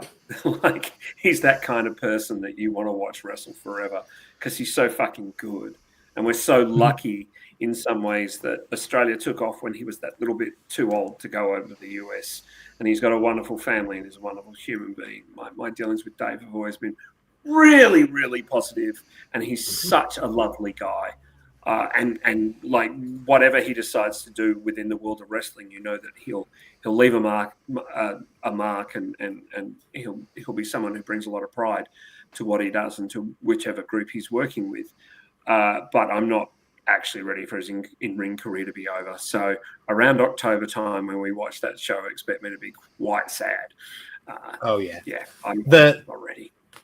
Yeah, the fact that Dave's been doing it for 24 years is insane. And the fact that he is maybe the best he's ever been is even more mind-blowing. I would be happy to watch him do it for another 24. But, like, again, the fact that he's going out on his own terms, we're going to see, a specific final point on the in-ring career. I can't imagine that he's going to be far away from wrestling.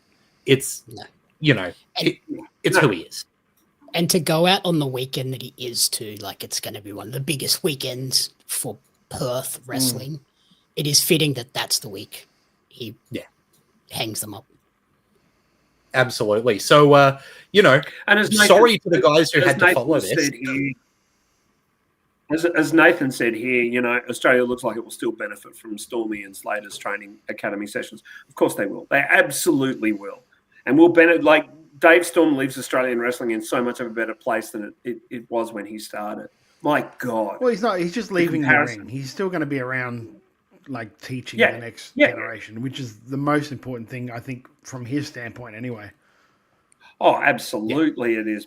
But just as a fan and as someone who enjoys watching Dave, I'm going to miss seeing him in the ring. I'm going to miss his promos. I tell you what, hopefully after the in-ring, he's still cutting promos of this quality, because hooly dooly. But then the unlucky task of following that fell to the EPW Tag Team Champions, the purveyors of work rate, Chris J. Lazarus and Elijah Henry, who were up against the Pulse, Felix Young and Jared Slate, and they went hell for leather on this one. The Pulse are such good, like, hard-hitting baby faces, and purveyors of work rate are perfect chicken shit heels to go up against them.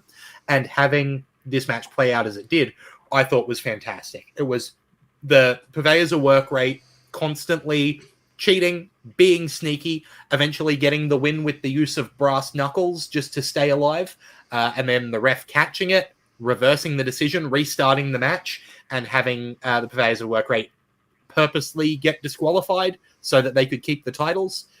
It's exactly what you want from your jerk heel tag team champions. I think the element of having one of the former champions in not Kaz Jordan, I was about to say, but somebody help me out because I'm having a brain fart. Julian Ward, thank you. Having Julian Ward on the commentary, who I thought was... I didn't even recognize him with hair. Yeah. I thought he was exceptional in the moments we could hear him. There were a few microphone stutters in there where he was very quiet, but I thought that his commentary was actually fantastic and really puts an interesting storyline for purveyors of work rate, who have cheekily gotten these titles, not really managed to beat the Pulse. Clearly, they've got the former champions in ATO looking for those titles. So it puts a really interesting lens on how the purveyors are going to hold on to those belts with tag teams that can clearly out-wrestle them, gunning for them. I think that's really nicely done. Todd, what did you think of this match? I didn't like the restart. I think it should have just ended. I think they should have, like, the referee caught them, DQ'd them, and then have Pulse run in and run them off. Like, bang, bang, bang, 2 clotheslines over the rope, and they're out of there. Pulse can still celebrate that, even though they won by DQ, that they won the match, sort of thing. I just felt it was a little, like, finish, restart, then just DQ. Like, why wouldn't you just DQ them when they did the shit that they did to start with? Do you know what I mean? Or if you want to do it dusty, fully reverse the decision, disqualify them, titles don't change. That's what I mean. That's what I mean. Like, that should have just been it, disqualified. Yep. But because like, it was a brass knuckles shot that knocked the guy out, but then we restarted the match anyway, and like, even like logically, the guy just got knocked out. Why is the ref? He also going, recovered very quickly from that. Yeah, get back in a match. Yeah. Don't check for a concussion or anything. Just wrestle again. Yeah. So then that's my like the match was really good, and I love the contrasting in teams. I love that. The match itself was really good. It was just more the hat on a hat finish. I thought could have been they could have eliminated that, and it would have been just as good. Yeah. Jamie? Yeah, that was my big thing too. That finish kind of threw me, but in terms of the match, I think this is the first time I've seen Elijah Henry, and I was very, very impressed. He's very good. I got big young AJ Styles vibes from him. Yeah, I don't know whether it was like the gear, but it was just like he's very AJ Styles coded. I think I watched one of their professional wrestling, the school shows. Yeah, he was in, and I was like, that kid's going to be good. Or that kid is good. So it's good to see that they've done that, and putting him with someone like CJL, who's got a wealth of experience, is only going to help him. Absolutely, Jeff. Look, there was so much to like about this. I agree with what everyone said about that ending. I just really, and I think it sucked a bit of energy out of the crowd as well.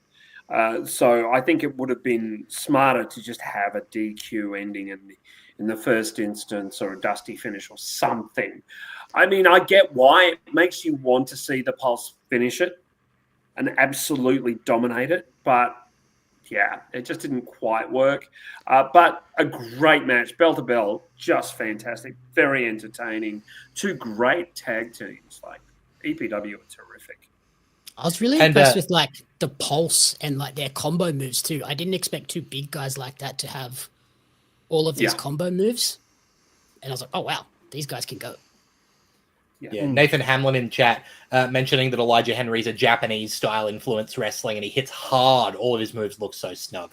Yeah, absolutely. And like, speaking of a match that bell to bell, the work is great. This next match, the EPW Invitational Tournament 2025 final Block A match between Solomon Blackwell and Gavin McGavin. Shoot it into my veins. This is wrestling, baby. This suited me down to the ground. I love Solomon Blackwell. I love Gavin McGavin. These are 2 great tastes that taste great together. I really enjoyed the way that this played out and put Solomon Blackwell over the line into the finals for the tournament, which is going to have him on the opposite side of the semis from the guy that he's been feuding with for a long time in another TMDK person later. With the help of Warboy Dustin Connors. And the little touches, like you could see Dustin Connors at one point went to put the foot on the rope to save a pinfall. But I like that Blackwell was moving his foot towards the rope anyway, right? So there's that little bit of a question mark of, if Connors wasn't there, would the foot have made it to the rope? Is he that good and didn't need the help?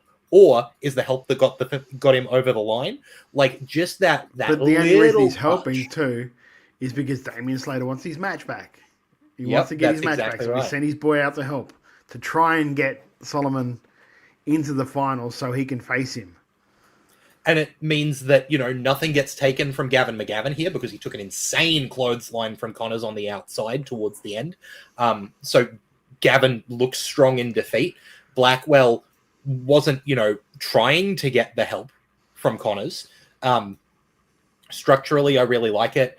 I think that the submission trading they did, the pinfall trading they did, these guys are both great on the mat, and watching them go back and forth, I loved it. Jeff, what did you think? Oh, look, this was always going to be good. You guys know that I have become a very big fan of Solomon Blackwell. He's got it. He's got it. Whatever it is, he's got it, and got it in spades. Gavin McGavin is a bit of a veteran in Perth. He's been around for quite some years, and he always brings it. As in, like, he'll give you 110% every night. I thought this was terrific. I think there's lots of stories that were going on underneath the surface of the match as well, and they were all told so well. There was a nice kind of attempt to out-science each other, and out sort of put clever maneuvers on each other, the kinds of which you haven't seen before. Commentary did a great job with this match. And, it was the result that I wanted. Because obviously I want to see Slater and Solomon again. But yeah, this was so well told. Just terrific. And it ran at a great pace considering the two people in there. Because they both could have, by all rights, slowed it down. But obviously they've got that time on the clock to think about as well. So, it all just kind of fed each other and became a bigger thing than itself. And I really like this. I hope these two guys get to go around again some point in the future, because I think it'll be something really, really magic. I agree. Jamie? Yeah, I loved this one as well. Solomon just immediately aura farming as soon as he walks out every time. Yeah. It's like, Jesus Christ, man. Can someone else have a bit of charisma in that room, please? Yeah. I was thinking about, because I was like, how am I going to describe Solomon? I'll describe him like Solomon is so cool. He kicked me in the face and I still love him. Yeah. Yep. Yep.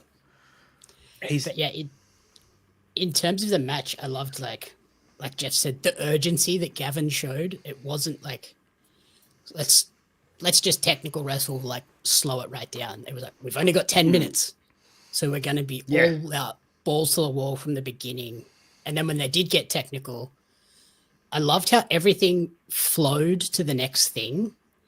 We've spoken about a couple of times on the last couple of shows where we've watched matches where it's kind of felt like they had spots that they didn't have the connecting tissue. This one was all connecting tissue. It's all flowed together into one, like just a bigger thing than what it should have been to begin with. And I'll add in on top of that, Jamie, I really liked the sections where you could see both of them showing off their wrestling IQ in the way that it looked like they had studied each other, where they would reverse a move, and then the person who had the move reversed would go to the next section of, if the move reversed, I do this. And then the first wrestler would reverse that as well. But then they would hit a third thing. And it was just so it played out tape study in the match. Come on. That's so cool. Todd, what did you think of it? Yeah, I mean, you guys have said everything. They're two of the better, chain wrestlers in the country. Yeah. And just putting them together, you always knew when you saw that on the marquee that that's a match that someone like me is going to love anyway, because I love hold for hold, move for move, out-thinking each other, scientific, but then also, some of the shots that Solomon put in as well. Also, I love that running, forearm into the corner he does. At the very start, and you thought, oh shit, they're going to do this early. For a second, I'm like, are they going to do this in the first 5 minutes or 3 minutes and just have a real quick flash finish? But they did I like both of these guys. I think they're just consummate professionals, and Jamie's I think Solomon asleep has more charisma than a lot of people in the country. Like you know what I mean? Like he can be snoring, and people are going, "That's something about the way that dude snores is pretty cool." Todd, you heard it. You heard it here. You heard it here first. Todd watches Solomon Blackwell sleep. That's what I heard. Well, I mean, I have it in the car on the way back from a wide bay trip. So, but literally, he is, and I don't know if I've ever said this on the podcast before, right? He is one of those guys that is so cool. He once wore like gumboots to a show, and we're looking at it going, that's a fucking good look. I could never. We should all get gumboots. But it looks fucking sick. I don't know how he's pulling that off. Imagine one of us rocking up somewhere in gumboots. No. It wouldn't work. Even a little bit. It wouldn't. We'd look Not psychotic. even a tad. But that motherfucker makes it look great. Yeah. Last year he walked up to me in February. I don't think I wasn't standing with you at this point, Lachlan. I was kind of by the door doing some brainier stuff. And he just walked up to me and he went, "Hey man," and introduced himself. And I went, "Oh, hey, really nice to meet you." And I just looked at him, and all my brain was going is, "You're one cool motherfucker." That was all I could think. When he was a rookie, and I gave him one of his first matches in Wide Bay, he rocked up to Wide Bay in a personalized tracksuit.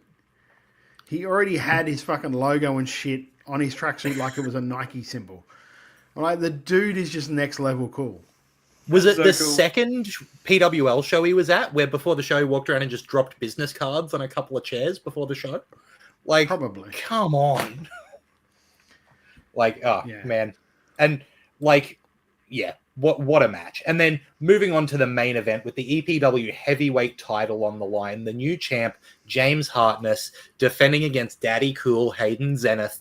Again, talking about two guys that I have all the time in the world for, guys who have clearly put in the work, who are at the top of EPW because they are great wrestlers who show up wanting to entertain the crowd and wanting to put on a great wrestling match. And the result of it is something like this, where both Hartness and Zenith go absolutely hell for leather the entire time. They make the camera crew have the hardest job in the world because they're out in the middle of the crowd jumping off ladders.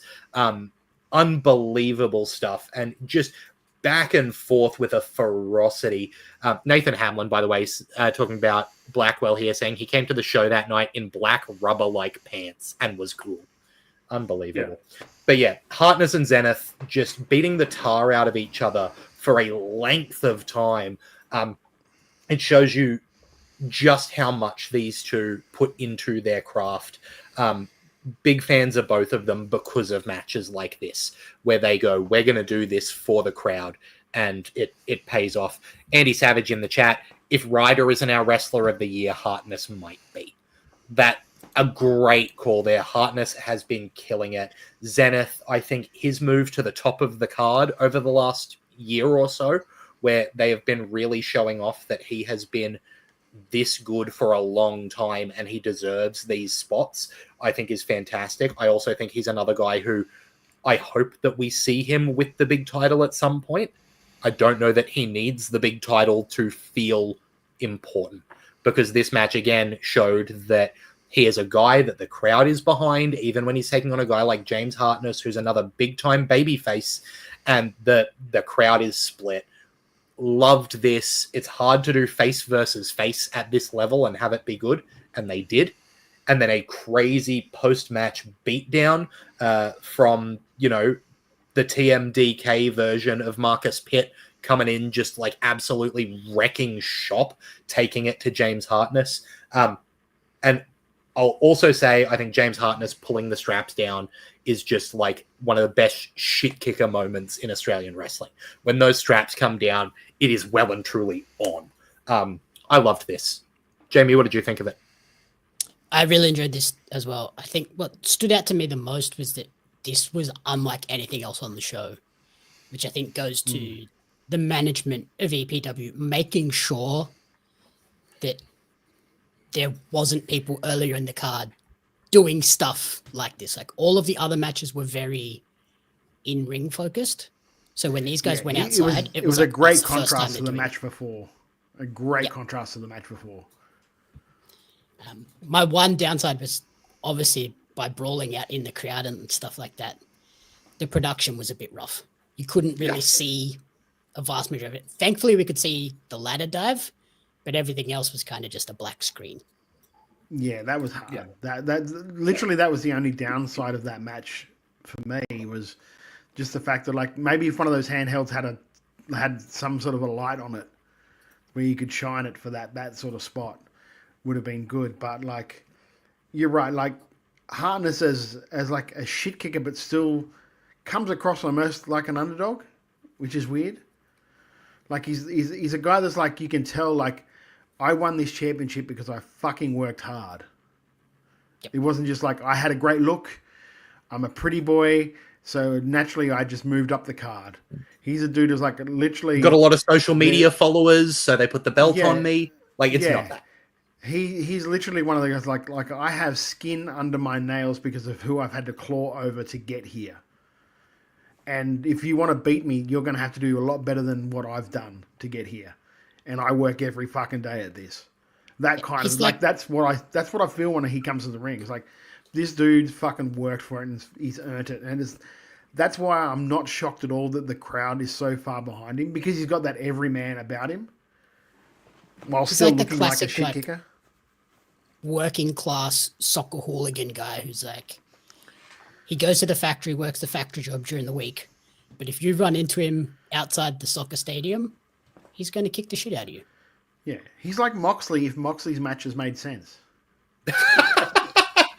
Andy in the chat saying Hartness as champ makes me love EPW more because he feels like a guy who has the belt as a true reward for hard work and because he became amazing. Like, that's exactly it.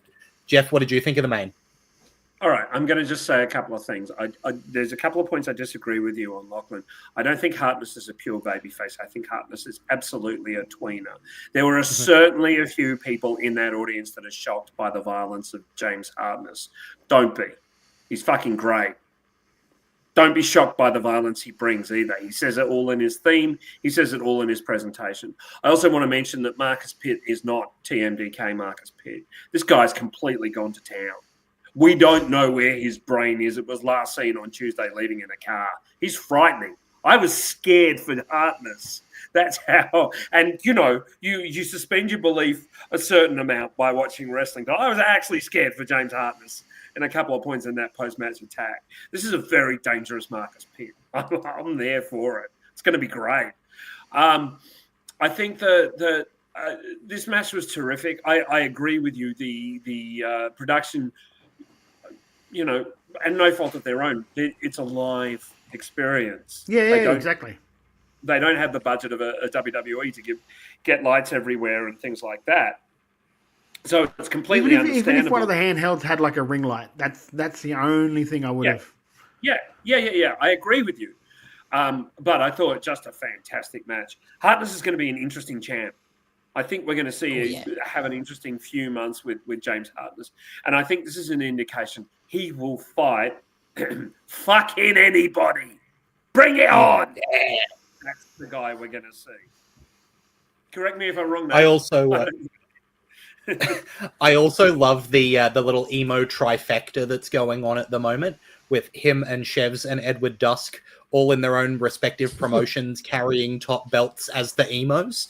And, you know, I love all of that stuff. Nathan Hammond saying Todd fighting this weekend, I believe. I know.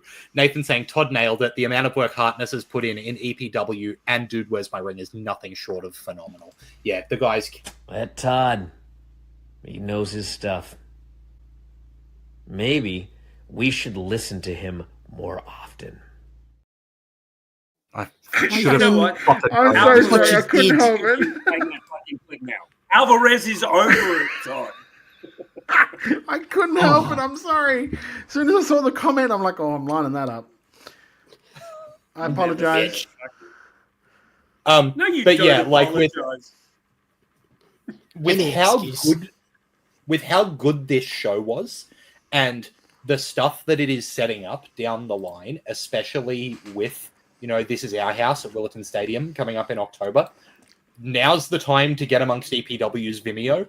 Go to Vimeo, Vimeo. Their account is at EPW Perth or Explosive Pro Wrestling. find it, get into it, watch this show, because, and Nathan in the chat apologized for mentioning that Todd was right about something. Don't be sorry, mate. Don't be sorry. As he should. Your eyes are just open wide. That's fine. But yeah, and it's like $2.50 for the Vimeo to catch a show of this quality.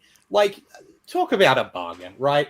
Absolutely phenomenal stuff. Supporting great Australian wrestling, and with some of the stuff on this show, like, there's absolutely no reason not to check it out. And genuinely, this is one of those weeks where before the show went live, the four of us were saying to each other, man, it was a great week for watching these shows.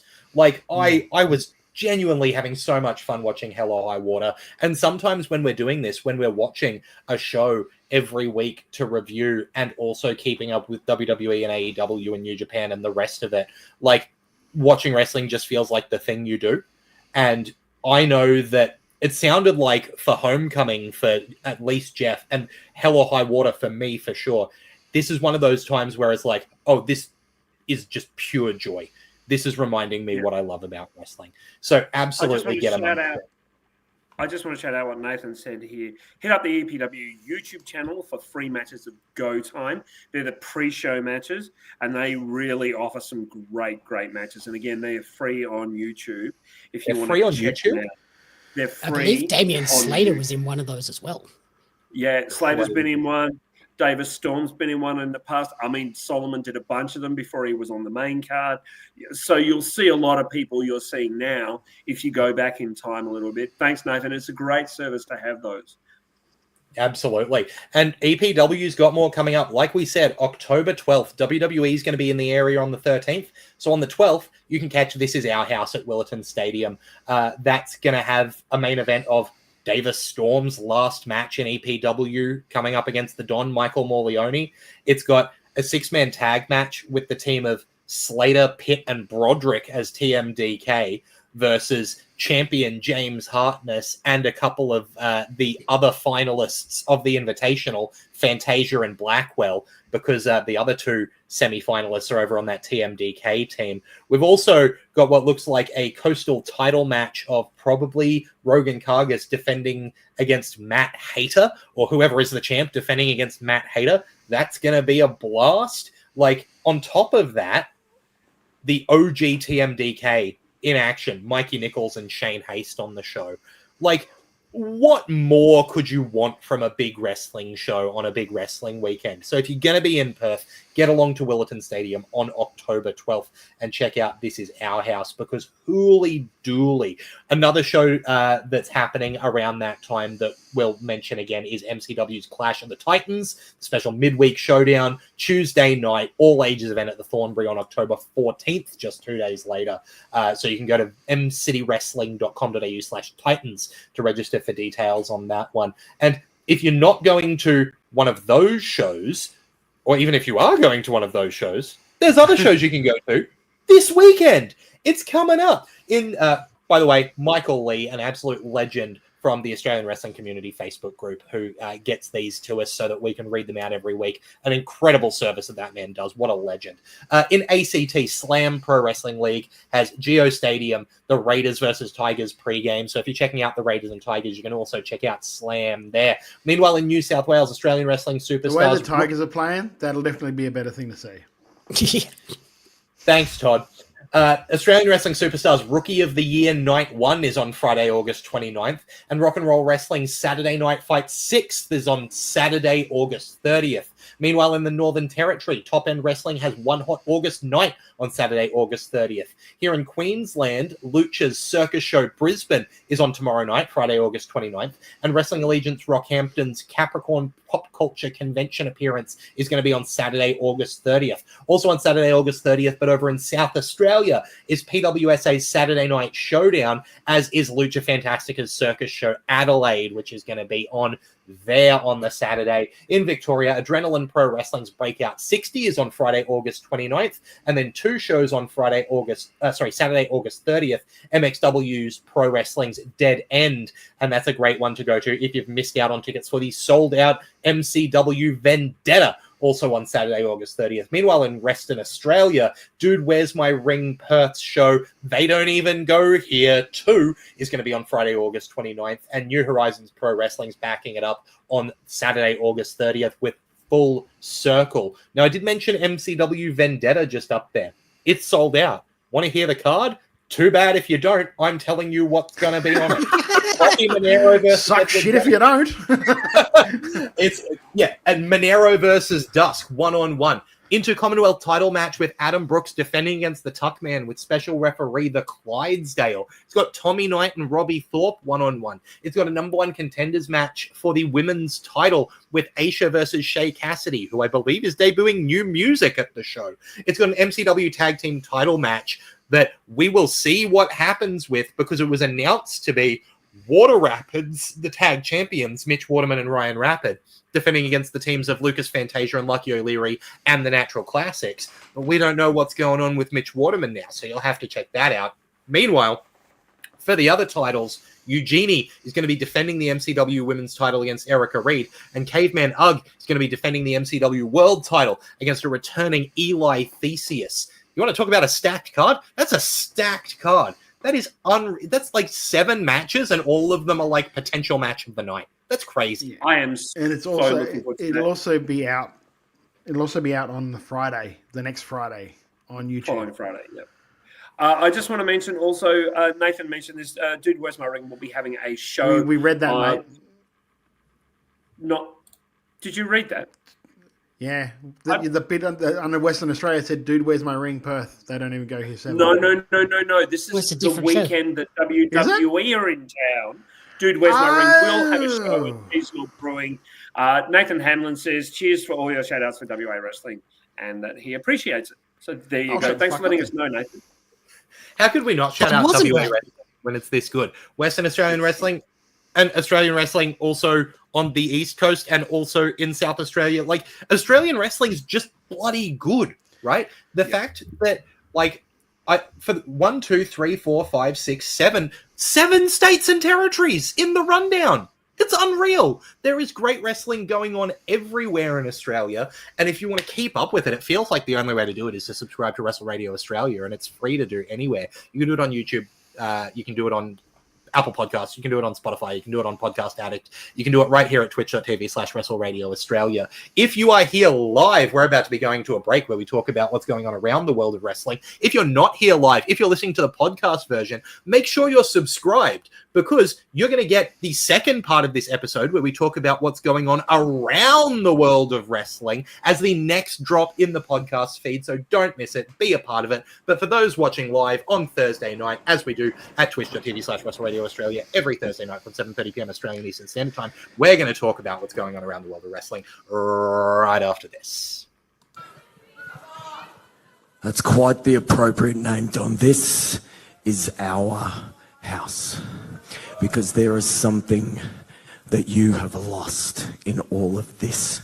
Yes, for 24 years, I have busted my ass in this ring, trying to take this place to the next level, but you look at me as a failure because my names weren't in the bright lights like Chris Weiss, like Hartley Jackson, like Mikey Nichols, like Shane Hayes.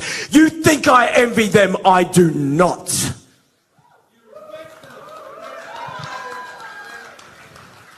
They have achieved things that I could not, but I have achieved things that they could not.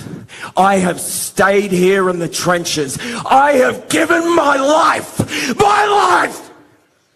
to making Perth wrestling mean something, to give you the platform to mean something. And I have made mistakes, and I have cut people down in this ring, and I have been a despicable piece of shit done. But let me tell you, I have tried to erase that by doing the best I can for the next generation of humans coming after me.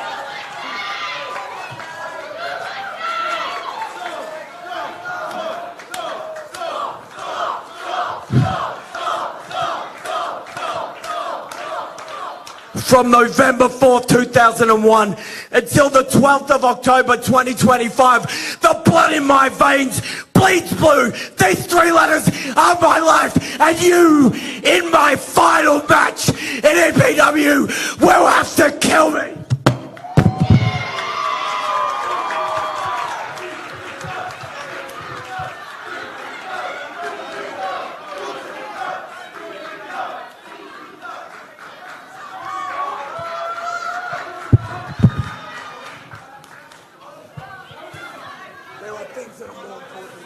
What an emotional exchange from both competitors who will face each other in what David Storm's saying will be his final match in EPW. That's what he's. Hey Melbourne, WrestleBrania. is back again in 2025 WrestleBrania. for Sunday Slam. WrestleBrania. At the Bergie Band Room for epic Sundays over 4 months. WrestleBrania. Let's get ready to Brania! Starting at 7:30 p.m. August 31st, September 28th, October 26th, November 23rd. Tickets $28.05, including booking fee through OzTix. WrestleBrania. The home of Sports entertainment. entertainment. Every show will be different with new games, new guests, and maybe even a new host. Nothing is sacred, no one is safe, but it will be a fun and entertaining show. Or will it? Yes, it will. WrestleBrania Sunday Slam. Welcome back. Really got lucky. Sorry, I tell you, you really got lucky when you were setting out all these dates that like one of those 2 companies didn't fuck you over. Oh yeah, that was narrow. I was in touch with Tony the whole time. Tony and yeah, but Tony Shebeki doesn't know that. I was in touch with Tony and Paul the whole time. The whole time. Todd, that was too quick. That was. That was just for Welshie.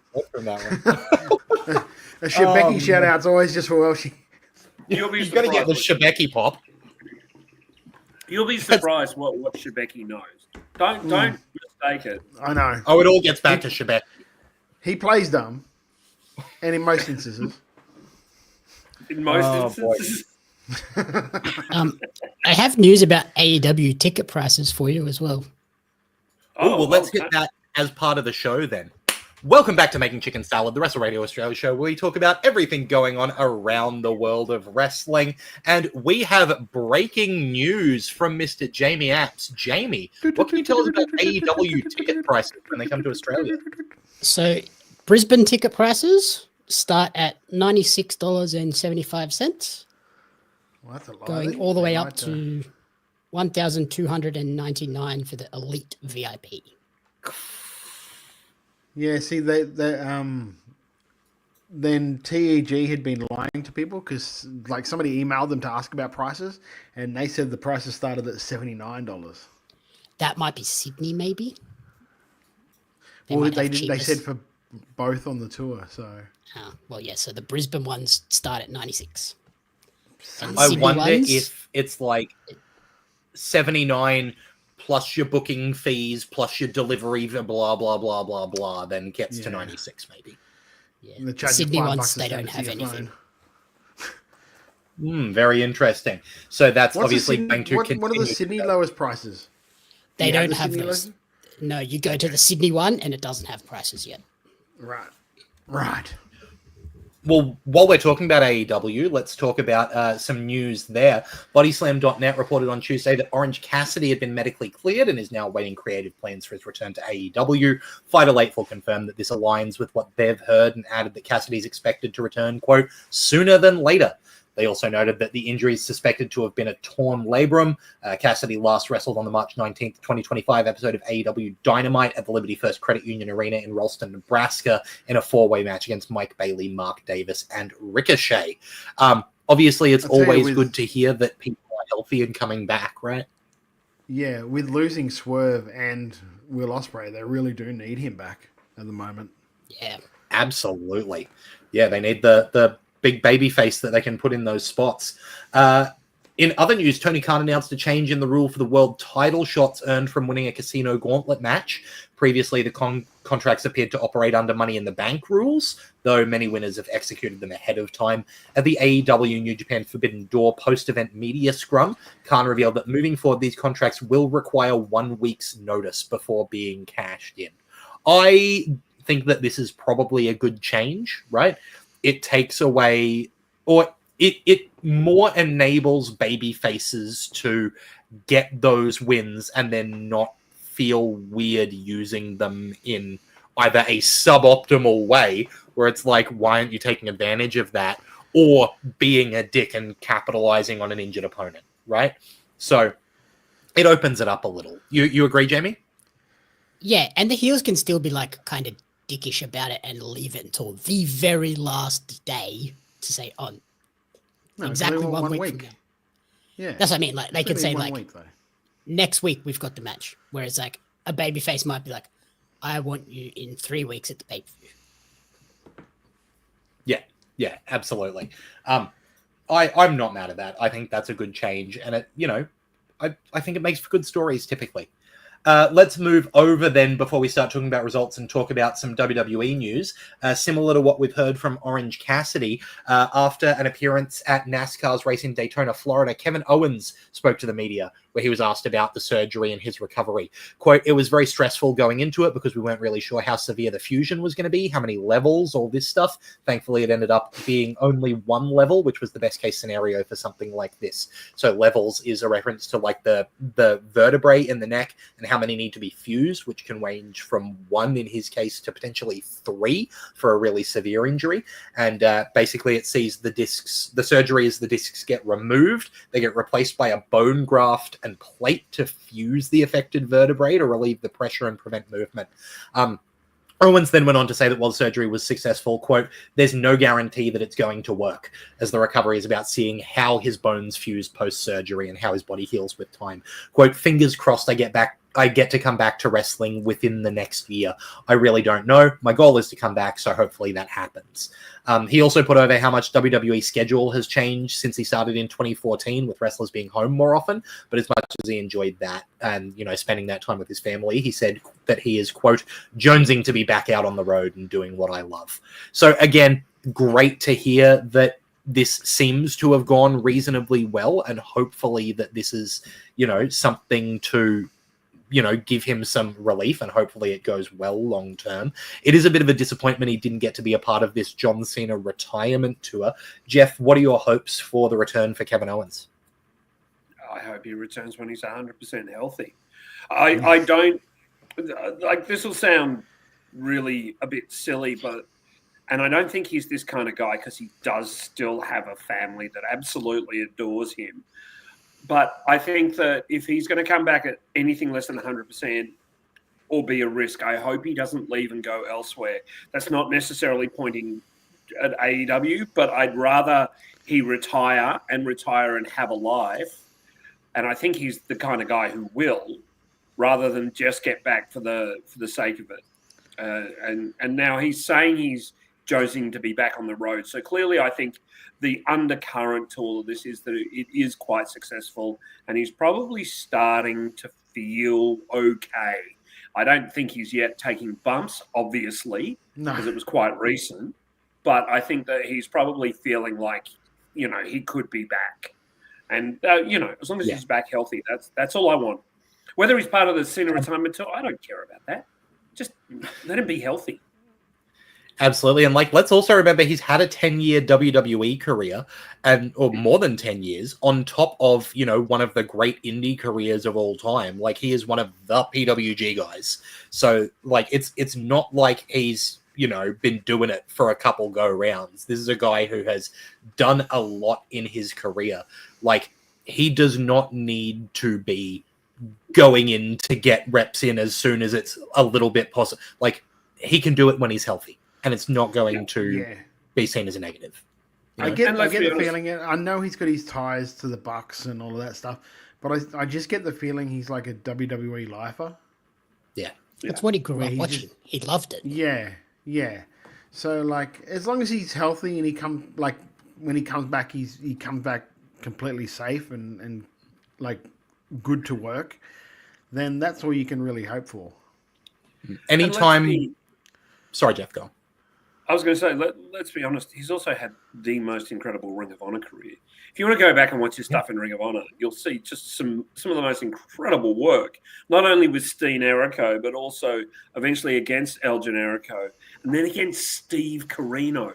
When Steve Corino should not have been wrestling anymore, but he first aligned with Steve Corino and then absolutely destroyed him in a series of matches. Just brilliant. Some of the best heel work I've ever seen was done by Kevin Owens in this period. I feel like that would be the only reason he would go over to AEW, just to have like that 6-month retirement run where they can showcase all of his history there and have like a ride off into the sunset with the Bucks type thing. Just quickly, get a feeling that like, and I know like it's a different things in styles, but I just get the feeling that the AEW style isn't conducive with being able to wrestle for a long time. Yeah. It's much more of a taxing style, right? Yeah. Whenever we talk about Kevin Owens, growing up watching WWE, I just think back to, have we all seen the video of him speaking about playing with his wrestling figures when he was younger? With the cup? Yeah. The story, for anyone listening who doesn't know, the story of him playing with his wrestling action figures and having Stone Cold Steve Austin making his entrance, but wanting it to be, the big moment when Stone Cold came out playing with his action figures. So he got a mug that he could throw at the wall to make the glass shattering sound. And so he pegs the mug at the wall and it doesn't shatter, it gets lodged into the drywall. And he has to explain to his dad that he lodged a mug into the drywall, throwing it, trying to smash it for Steve Austin. And then he lands the punchline that this was when he was 16, which is just such a fun story. Like, it's impossible not to love Kevin Owens. So I really do hope that, it's glad to hear that it sounds like the surgery itself went well. Hopefully the recovery goes really well and we see him in great health, because that's the most important thing. Now, as a great NXT champion Kevin Owens was, it's only fair to look at what's going on in NXT right now. An NXT Heatwave happened on Sunday, August 24th. We've got a list of results with a lot of NXT TNA crossover happening here. Ethan Page and Chelsea Green defeated Tavon Heights and Tyra May Steele in mixed tag action. Blake Monroe got the win over Jordan Grace. The NXT tag team titles were on the line with Dark State in the form of Dion Lennox and Osiris Griffin defeated Hank and Tank to become the new NXT tag team champions. The NXT Women's Championship #1 contender triple threat had Lola Vice defeat Jada Parker and Kalani Jordan. And the TNA Knockouts World Champion Ash by Elegance became the new champ after defeating JC Jane and Masha Slamovich in triple threat action. Meanwhile, the NXT Championship was retained by Obafemi over Javon Evans. Jamie, talk about the shocker we saw with Ash by Elegance becoming the champ. That was the last person I thought was winning that match. Yeah. Yeah, out of those three? I thought she was in there to be the person that took the pin. Yeah. Yeah. And some say that they're still waiting for Javon Evans to hit the ground. Yeah, that's. I just want to quickly shout out the triple threat. The women's number one contender triple threat was as good as we thought it would be. A really, really good match. All three of them just looked amazing in this. Kalani Jordan's really starting to put it together now.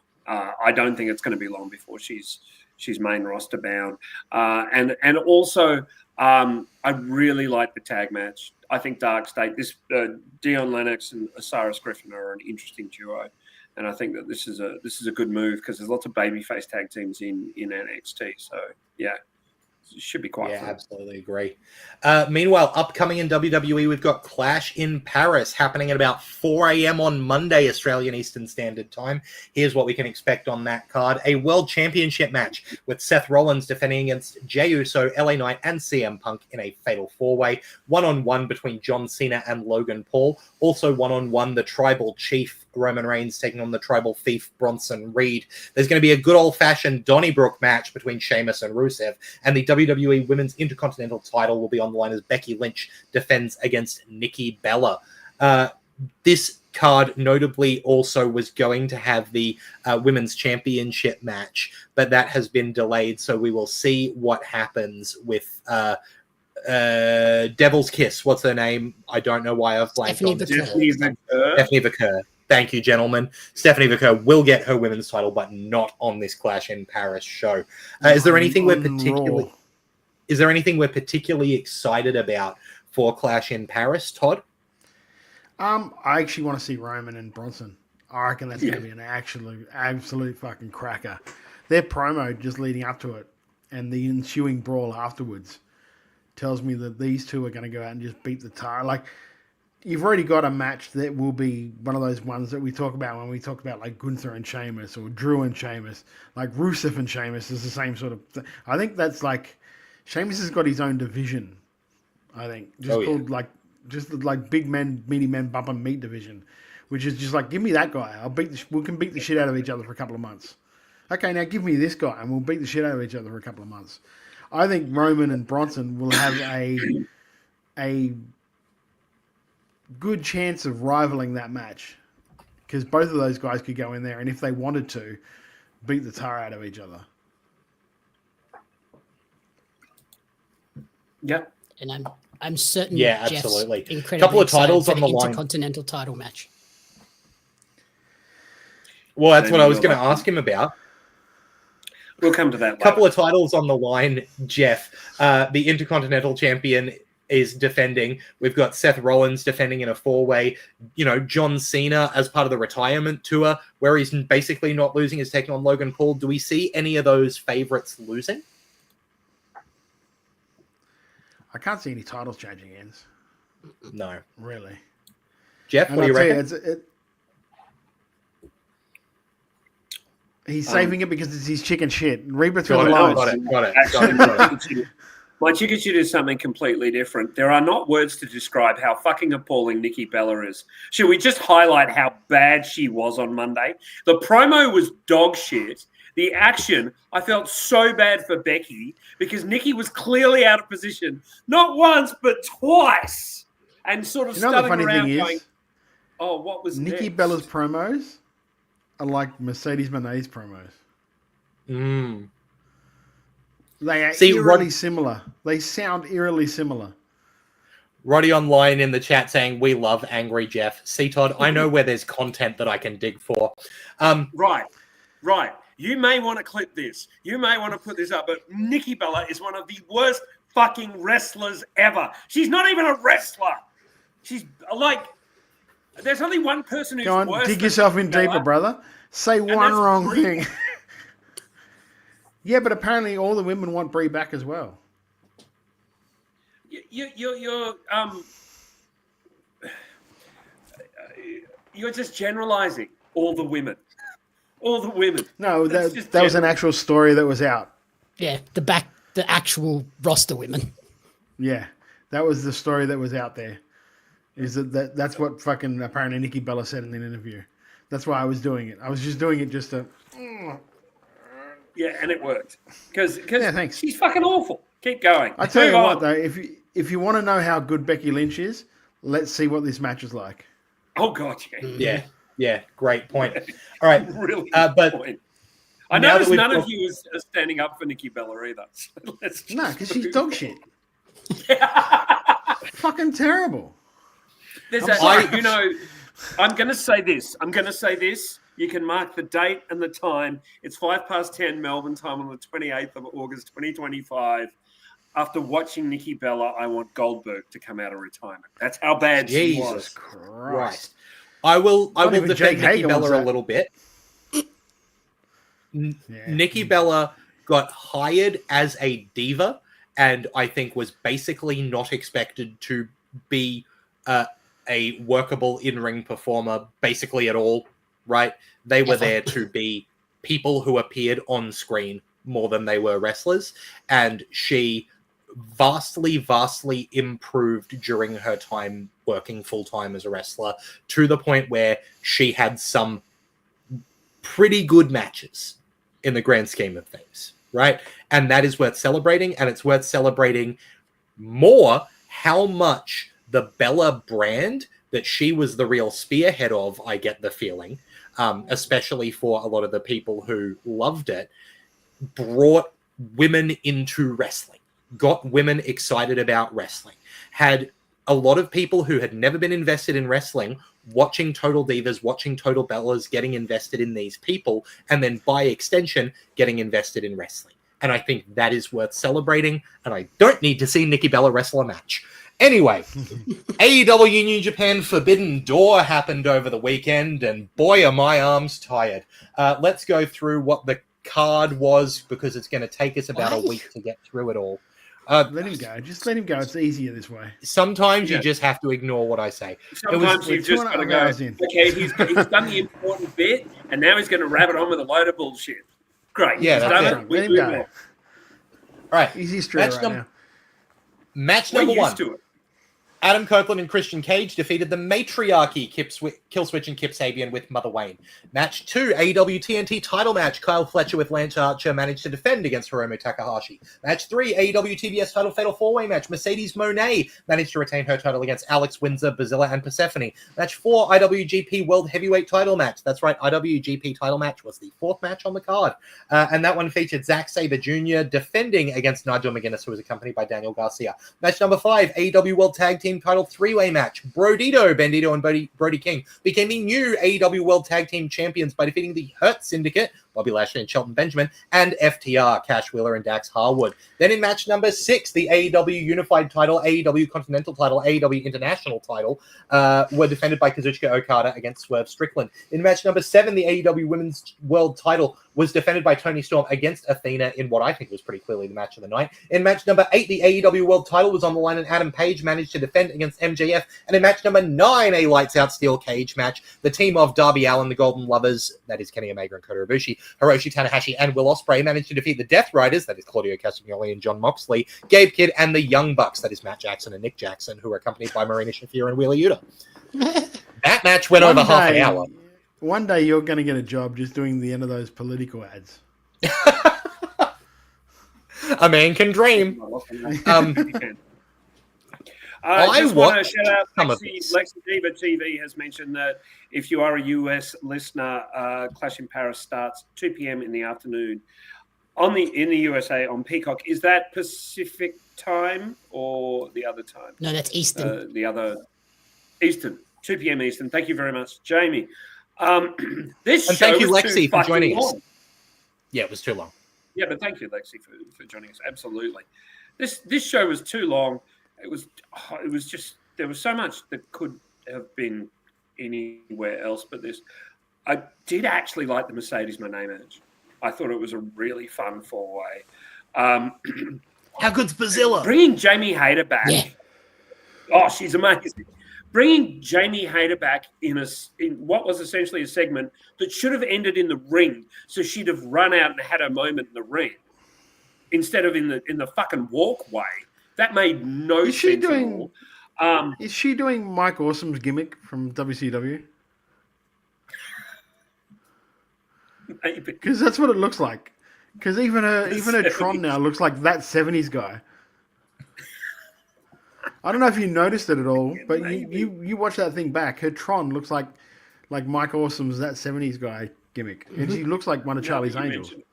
When you were saying Mike Awesome's gimmick, and I hadn't cottoned on to the WCW part of it yet, I went, what, wearing pants? Like... Sorry, Jeff. Go on. Okay, like, really watch Okada versus Strickland. It is such a good match. They, for me, that was absolutely the match of the night. I did enjoy Sabre against McGuinness, even though the ending was probably quite telegraphed, but a really good match. That clothesline of McGuinness was fantastic. I don't know if I've missed it. I don't know if I missed it, but did Garcia do anything in that match? No. Then why was he there? What was the point of having him there? I have no idea about that. To have him out. To just have him there. I will say wish that they'd done the like towel throw, had him throw the towel in. Yeah. Keep Nigel. I will say I really enjoyed the pre-matched. I know the pre-matched like we need to promo. not read that out. Let's move on, please. Yeah, with Johnny Saint and Nigel. Yeah, I love that. That was so good. I actually great. messaged Zane because I know Zane was the one that produced that, and I was like, I fucking love that, mate. It was so good. Just the way he's like Nigel McGuinness, ROH champion, Johnny Saint, What like a British. I fucking loved it. I was like, that's so good. It was really good. Yeah, I enjoyed look, that match because that match is right up my alley. Again, that's very much Solomon, like Gavin McGavin type of match. I loved it. Kyla Hiromu was good. Although there was one line that I heard and I messaged Jamie because I was so appalled at. Was like there was a line there where it was who was it that said it? Was it fucking oh god. What's the main commentator's name? Shivani or no, it wasn't Shivani. Excalibur. Excalibur actually said the line like Takahashi is crazy. That's why so many people say they think he's like Darby Allin. And I was like, nobody says that. Darby wishes he was like fucking Hiromu. I really, really liked the main event. I thought it was fun. It was silly and it was fun. I don't quite think it held together for all of its running time, but I liked it. No. But, for what it was, and you knew what it was going to be, it was just so silly and so much fun. Ironically, running time is something that Tanahashi should never do. Wrestle. Yes. He should never wrestle again. On those knees, running time. Oh, Jesus. mate. That looked... He looked terrible. Like, it was so obvious that there was literally a point during the match where like he tried to climb up a ladder. And everyone's like, no. Yeah, Coda and Will are both like, no, don't do that. Please don't do that. I'll do that. And I've got a shit neck, but I'll still do that. It's okay. Yeah, I'll do that part. There was also a moment where Will was on the cage about to do the moonsault off it. And Claudio was like, fuck all this fighting shit. I'm watching this guy getting ready to catch him. Yeah. Yeah. Which is good. I'm glad there was... At least one person to do it. I think Claudio is so respected that he'd be one person who like no one would go, oh, you shouldn't have done that. Because, he absolutely should have. He absolutely had to make sure that Kenny was okay. And I kind of liked a little bit at the end. I thought that was fine. That absolutely writes Ospreay off for a fair amount of time. Yeah, one bit I will say is dumb, right? You're doing this lights out steel cage match. We're washing our hands of it. AEW don't want to have anything to do with it. We're even going to take our name off the mat. That's how much we don't want to have anything to do with being responsible for this match. And then the Young Bucks come out to Mbop. Yeah. Yeah. Yeah.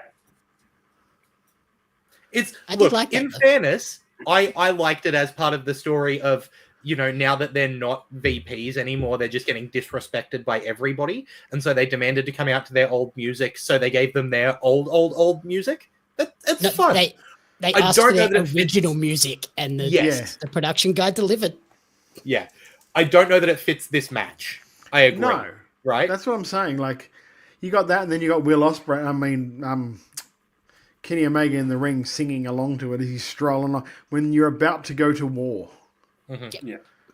Yeah. It's very different from when it's on an episode of Dynamite and their Chirons says Rod and Todd. That's fun, right? When you're about to have this match, there needs to be something credible about the violence that you're about to inflict and have inflicted upon you, right? Yes. And then especially when we've got the Alex Windsor promo package for Will. Mm. Yeah. It made feel like this is a life or death match. Yeah. I'm scared. Ladies and gentlemen, Hanson. Yeah. Yeah. But obviously, with the news of Kevin Steen and Kevin Owens, for now, Will to go in and have basically the same surgery it was cool that they gave him that moment, but it's also like the way they built this up. It's like, geez, is Will ever going to come back?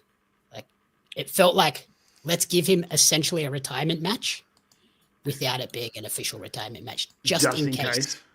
Just in case. Speaking of things that didn't quite work for me, I've got to say that the Copeland cage against the Matriarchy match didn't really hit for me personally. I think that Killswitch looked a bit lost out there, probably because of time off. And I think that it just didn't gel. Like, the right people they did won. that as part of that. Apparently, that's a part of the story. Because Kip's doing promos in the back going, he doesn't trust him. So that was all part of the story of the match. It still just didn't work. I'm not 100% agree with you. Jeff, you're not watching enough professional wrestling. AEW demands 40 hours a week. Yeah. Mother Wayne was impressive in that match. Yeah. She's definitely Mother Wayning. Around. Yeah. Look, there's a lot of stuff to talk about on this card. Like Alex Firehart in the chat saying, I will say Mercedes Monet's performance in the 4-way TBS title match was my favorite so far in terms of character work. She sold being scared shitless of both Bazilla and generally of potentially losing the title with how scared she looked even after winning. Like, I think there's some good stuff there, right? And just like, Alex Firehart, I get what you're saying. No one was making the comparison. Yeah. I was watching Bazilla, and all I can think of was like, oh man, she's going to get signed, and then she won't wrestle again for the next fucking year. Yeah. Like, Tony give her the Khan's gonna Danhausen. try and sign her from, Like, That's just what- let her fucking stay in Stardom. That's what Dave said. Like, the best thing for her would be to stay there and wrestle 100 times a year. Rare W for Dave. Absolutely. And like, you know, speaking of people potentially leaving companies over in Japan and Joshi companies over there, Maki Ito has departed from Tokyo Joshi Pro Wrestling. TJPW has announced that as of the Karakuen Hall event held on August 23rd, 2025, Maki Ito's contract with TJPW has expired. After repeated discussions with Ito herself, both sides agreed not to renew the contract, and that event marked her final appearance for TJPW. This is an interesting one because I think that Maki's character is so the TJPW style specifically, right? Like, it is idol-inspired wrestling in TJPW. That's very much what they do. And there's other companies over there that would be thrilled to have her. And there's companies in the US, like I think AEW would very likely be interested in having Maki Ito over there. Personally, I would love to see her in either Stardom or Ice Ribbon consistently. That would be great for me. But I think What that about the Marigold? character hadn't considered I it. don't know. I'm honestly. asking. I'm just. No, yeah, Marigold feels like it is building, question mark. It doesn't feel like one of the big players yet.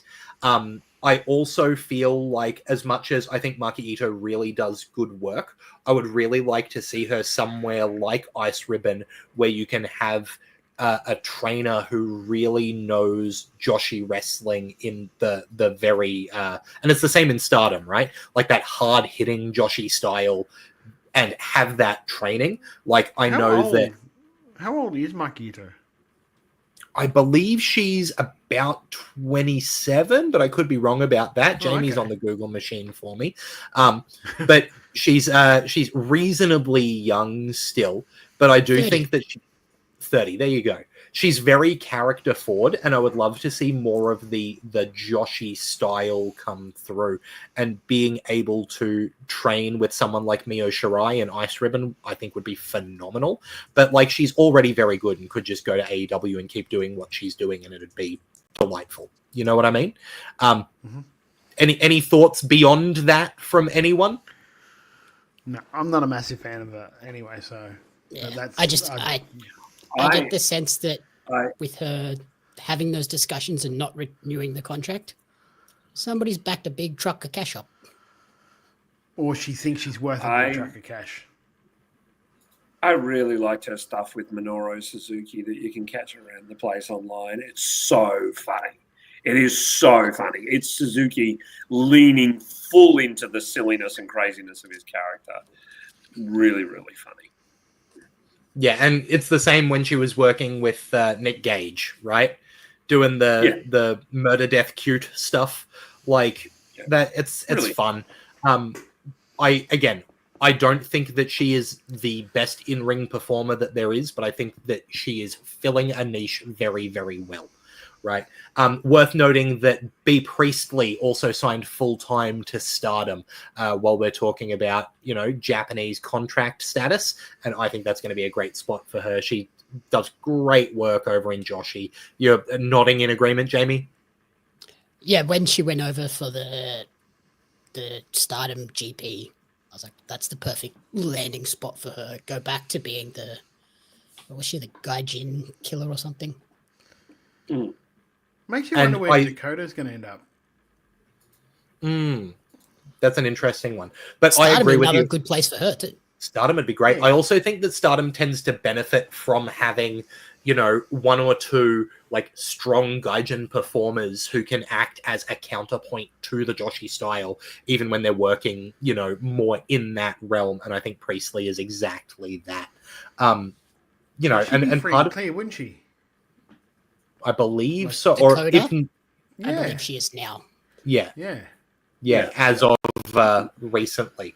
But I mean, that I'm happy with that just because I love watching Joshi. It's just so much fun. And, like I was saying at the top of the show or in part 1, if you're listening to the podcast, there's just so much enjoyable wrestling at the moment, right? And it's impossible not to be loving some of the stuff that we're seeing.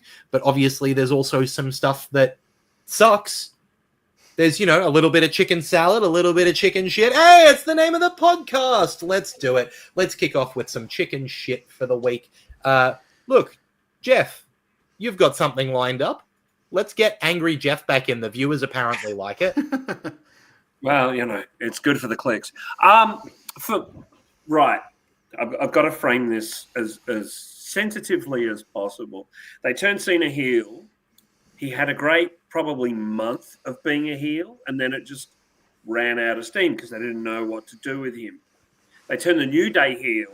They had a great month or two of being a heel, and of late, it seems to have run out of steam because they don't know what to do with them. It's nothing against Grayson Waller. Grayson Waller is a great addition to that double act.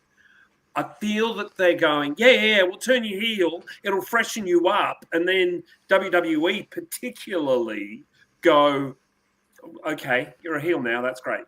All right. We don't know what we... I feel like Raw don't have a babyface team for them to work. Quite possibly. That's a really That's always a big problem. I just feel that they don't have... SmackDown is loaded with teams, whereas I look at Raw and I'm like, there's not that many... you got Judgment Day and then... The New Day. War Raiders? Yeah. I say that like Ron Burgundy. War Raiders don't even know where they're question mark. Yeah. War Raiders? Yeah. But you know what I mean? So I think that... I am enjoying the stuff that they're doing at the moment, like being in mourning for the loss of the title and then the hat and then the neck brace, so they're trying to get the Mexican Destroyer outlawed. I'm not. They're I'm doing not the best saying of what I'm not they've enjoying got. it. I think. Yeah, but it just seems a bit aimless. The solution, you get the Motor City Machine Guns, you take them from SmackDown, you move them to Raw. Because the New Day and the MCs are going to have a great series of matches against each other. You know that they can both work quite audibly well in terms of they're both great promos. It simply makes sense to do that. And I just if you're going to turn someone heel, give them 6 months of stuff to do. Don't just go, right, you're a heel, off we go. We're almost seeing the same thing with Rusev. Rusev has come back, and it's great that he's back, but he's almost already stale. And it's not because of Sheamus. The in ring, fuck yeah, in ring, incredible. But there's a stale nature to all of these characters. Part of the reason the John Cena heel turn didn't work is because it was stale. I know I said, yes, we want to see action in his turn back, and I stand by that. But the actual mechanics of the turn, stale. The mechanics of the New Day being heels right now, stale. We're seeing this repeatedly. The only reason Becky Lynch is working is because she's so fucking good. Even Seth Rollins, they kept his old music. So people are still going, yay, it's him. Oh, we're supposed to do it. There's just this disconnect, I think. I think that WWE creative really need to think through their turns and stuff more. There you I'm go. with you. That's Jamie, chicken shit. This is a pretty serious one. There was a major incident at an independent show over the weekend. Knox Pro. Was this yours too, Todd? Yeah, of course it was. Yeah. I didn't take it on purpose because I knew someone else. Yeah, the son of Rampage Jackson got in and almost killed a guy. Yeah. It was nuts. Like, it was disturbing. The footage of that is horrible. Do not look it up. Oh, it's gross. It's gross. Almost a murder on the clip. Yeah, it's basically an MMA fight where the referee doesn't jump in to stop him once the guy's clearly out. Yeah, he was out cold on the slam, and then there's like 24 punches thrown afterwards. Yeah, and he was live on the stream for 2 hours before saying he was going to do it. Yep.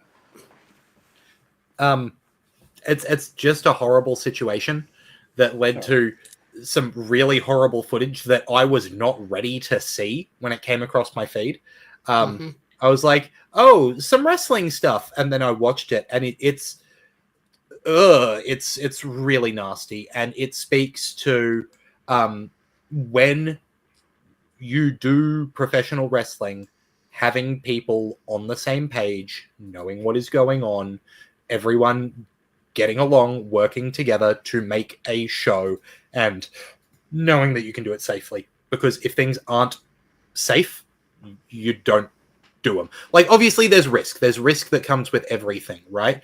But to be having situations like that where someone is injured in the way that they were, it's horrible. Just straight up horrible. And it puts a negative frame on professional wrestling on the whole.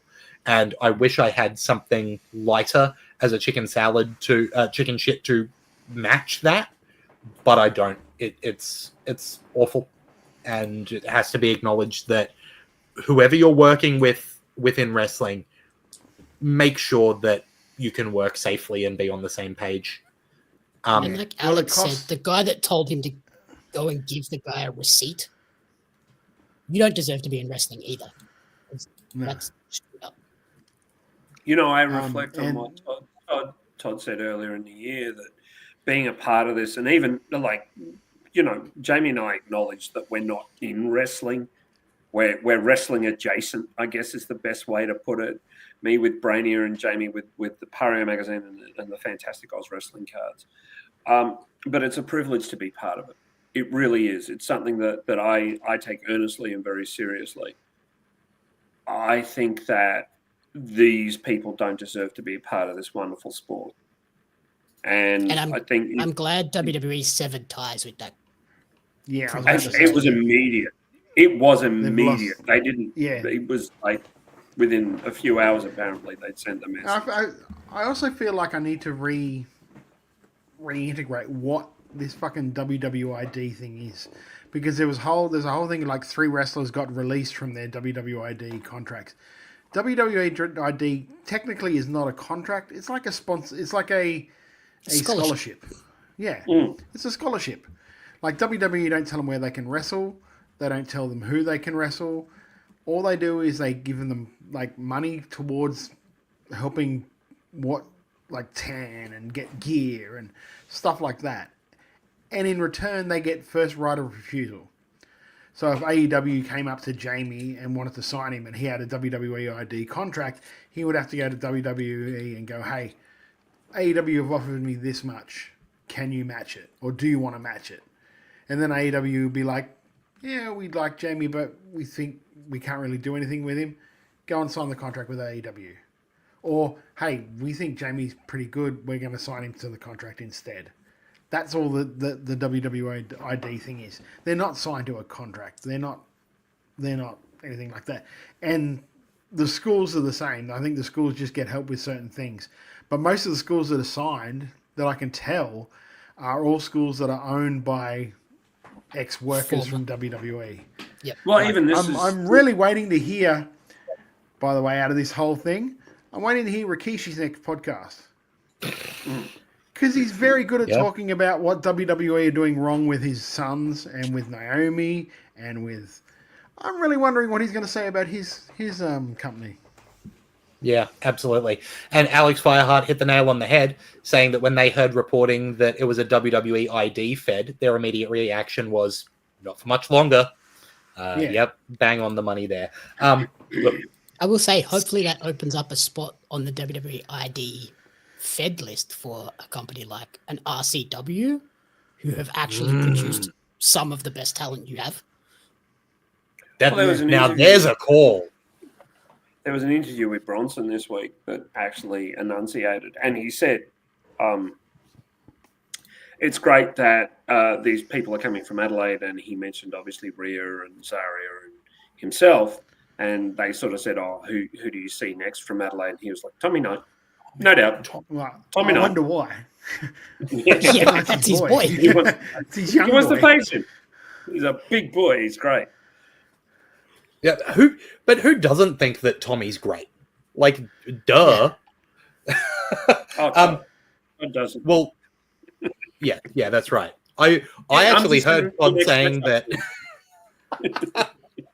All right, well, clearly we are getting into the more fun side of the show. We're going to make some chicken salad. Let's start with Jeff again. Jeff, do you have something that you loved in wrestling this week to be your chicken salad? Yeah, I had a few things. Again, NXT this week was great. Check it out. Bit of fun. I'm really, really excited by this weekend. The card for Vendetta. It's just going to be great. And the fact that I will be in a room watching Tommy Knight go up against Robbie Thorpe is going to be tremendous. I'm so excited by that. And I'm really excited by the state of Australian wrestling. I know we say it a lot, but that's why we're here every week. And I think that, to occasionally highlight it as our chicken salad is everything good about it. So, yeah, it's been a great week. As you said, Lachlan, this week it wasn't a chore to watch either of those two shows. They were both fantastic. So, yeah, well done to all involved, including the two gentlemen as I'm facing to my left. Both Todd and Lachlan, you did great work. Alex Fireheart quickly getting in their chicken shit in the chat, saying, for lack of anything else aside from what's been mentioned, Tanahashi being in the 5v5 cage match, I feel like he should have just been in a big tag match on the undercard or something with how much of a non-factor he was. Yeah, can't disagree with that, Alex. You're on the money there. Jamie, have you got a chicken salad for the week? Yeah, so there was a promo put out this week by the wrestler Ryan Jacobs promoting his match with Harley Wonderland this weekend. It's pure gold. It's him getting into the mind of a fairy so that he can fight a fairy. And it's like great comedy, but with serious undertones for why he wants this match so badly. And there's a moment where he's on a trampoline with fairy wings on, trying to fly, that I just lost it. Great stuff. Awesome. Todd, chicken salad for the week? There's one that I literally just read, and it's actually going to make me watch Collision this week. Apparently, after Dynamite, War Machine played, and all of all the roster came out, as well as Tony and Taz's wife and Hook wearing Team Taz Dojo shirts. And they gave Taz, they've filmed something where they're raising a banner and he's on it into the 2300 arena rafters on Saturday's Collision. Apparently, War Machine played, and Khan and 30 wrestlers, refs, and staff came out. Apparently, Taz thanked his son and wife for kayfabing him. And Tony Khan said the best way to end the show was to pay tribute to the greatest legend in the history of this building. Yeah, Taz was one of my favorite wrestlers. He's one of my favorite wrestlers. I love all of his matches. There's no mistake why I liked using the Taz mission for a sleeper, because it's a different looking sleeper, and Taz was my boy. I love Taz. A short guy that could throw people around is right up my alley. Mm-hmm. So, yeah, I love that. That's awesome. Yeah, that's great stuff. Macho Man Andy Savage with a salad here saying, I remember the moments I knew that Zarya and Rhea were destined for greater things. There was something about her performance at Homecoming that gave me the same feeling about Eugenie, right? Like that's a huge, support for Eugenie there, and I'm right there with you, man. She is special. Wild Angel with a chicken salad saying, finally saw the footage from the PWA Cooley show. Hopefully we had the curiosity and now we have your attention, South Queensland. Yeah, PWA at the Cooley was a delight. That Mitch match with I was about to say, like, Andy from watching the other two matches with Nova and Robbie Eagles, watch him and Tucky as well. That was a really good match. Yeah. By the way, him and Tucky with no build either, like just here's two and guys. then hearing afterwards that they had some other ideas that they cut for time to keep it nice and reasonably simple. Wowza! Those they're in a two building where you couldn't really do much off the top rope, which cut out half. Yeah, of low both of their ceiling offenses. I was going to say, we were talking about, potential who's the wrestler of the year for Australia this year. Tucky's got to be in that conversation too. So seeing him and Mitch go one-on-one, like that was pretty special. Look, my chicken salad for the week has got to be that promo that we played during the break between Don Morleone and Davis Storm, that sometimes you remember, like, and I said this to someone the other day, that the reason that a lot of us are into wrestling is because we saw something as a kid that gave us a feeling of, oh, this is incredible. And then as you grow up, you start to just be watching wrestling, and it's a thing you watch. And every so often, there's one of those things that gives you that feeling you got when you were a kid. And that was it for me. It was Don and Stormy face to face and screaming at each other with so much passion, but the words meaning something, meaning every word they said, and just thinking to yourself, I cannot wait to see these two get their hands on each other in the ring. And that's a feeling that is, it's golden. It's something that, it takes something special to make that feeling, and that promo did it for me. And the fact that, I've got a lot of time for both of those guys probably helped, but I think that promo was perfect. I think it was perfect. All right, brother, let's get out of here. Yeah. We got to wrap it up. So if you haven't already, Wrestle Radio Australia, we're here with Making Chicken Salad every Thursday night from 7:30 p.m. Australian Eastern Standard Time at twitch.tv/Wrestle Radio Australia. Come along, hit the subscribe button so you can support what we're doing. Hit follow so you get notified every time we go live. It's not the only place you can follow us. You can follow us on YouTube, Apple Podcasts, Spotify, Podcast Addict, anywhere you get your podcasts. It's free. If you do it on Apple Podcasts, we'd really appreciate it if you can give us a 5-star review, because it helps get us to more ears. You can get some merch as well. You can go to Redbubble, search for Wrestle Radio Australia. The proceeds from that merch don't go to us. They go to Beyond Blue and Gotcha for Life, which are charities that support mental health here in Australia. Really important stuff. And if you're looking for merch, you can also head to kickout.com.au for merch of your favorite Queensland wrestlers and wrestlers from around Australia. They've got great stuff. And if you're a wrestler who would like to get your merch on kickout.com.au, please message the Kickout Instagram page. You can also find Wrestle Radio Australia on social media. We're Wrestle Radio Australia on Facebook. We're twitch.tv/Wrestle Radio Australia. You can find us at Wrestle Radio Australia on Twitter and Instagram. You can also find us individually at Beast Eastman for Todd, at Lachlan Albert for me, at Jamie Apps Media for Jamie, at Wrestle_Brainia for Jeff's WrestleBrainia stuff. What's coming up with WrestleBrainia, Jeff?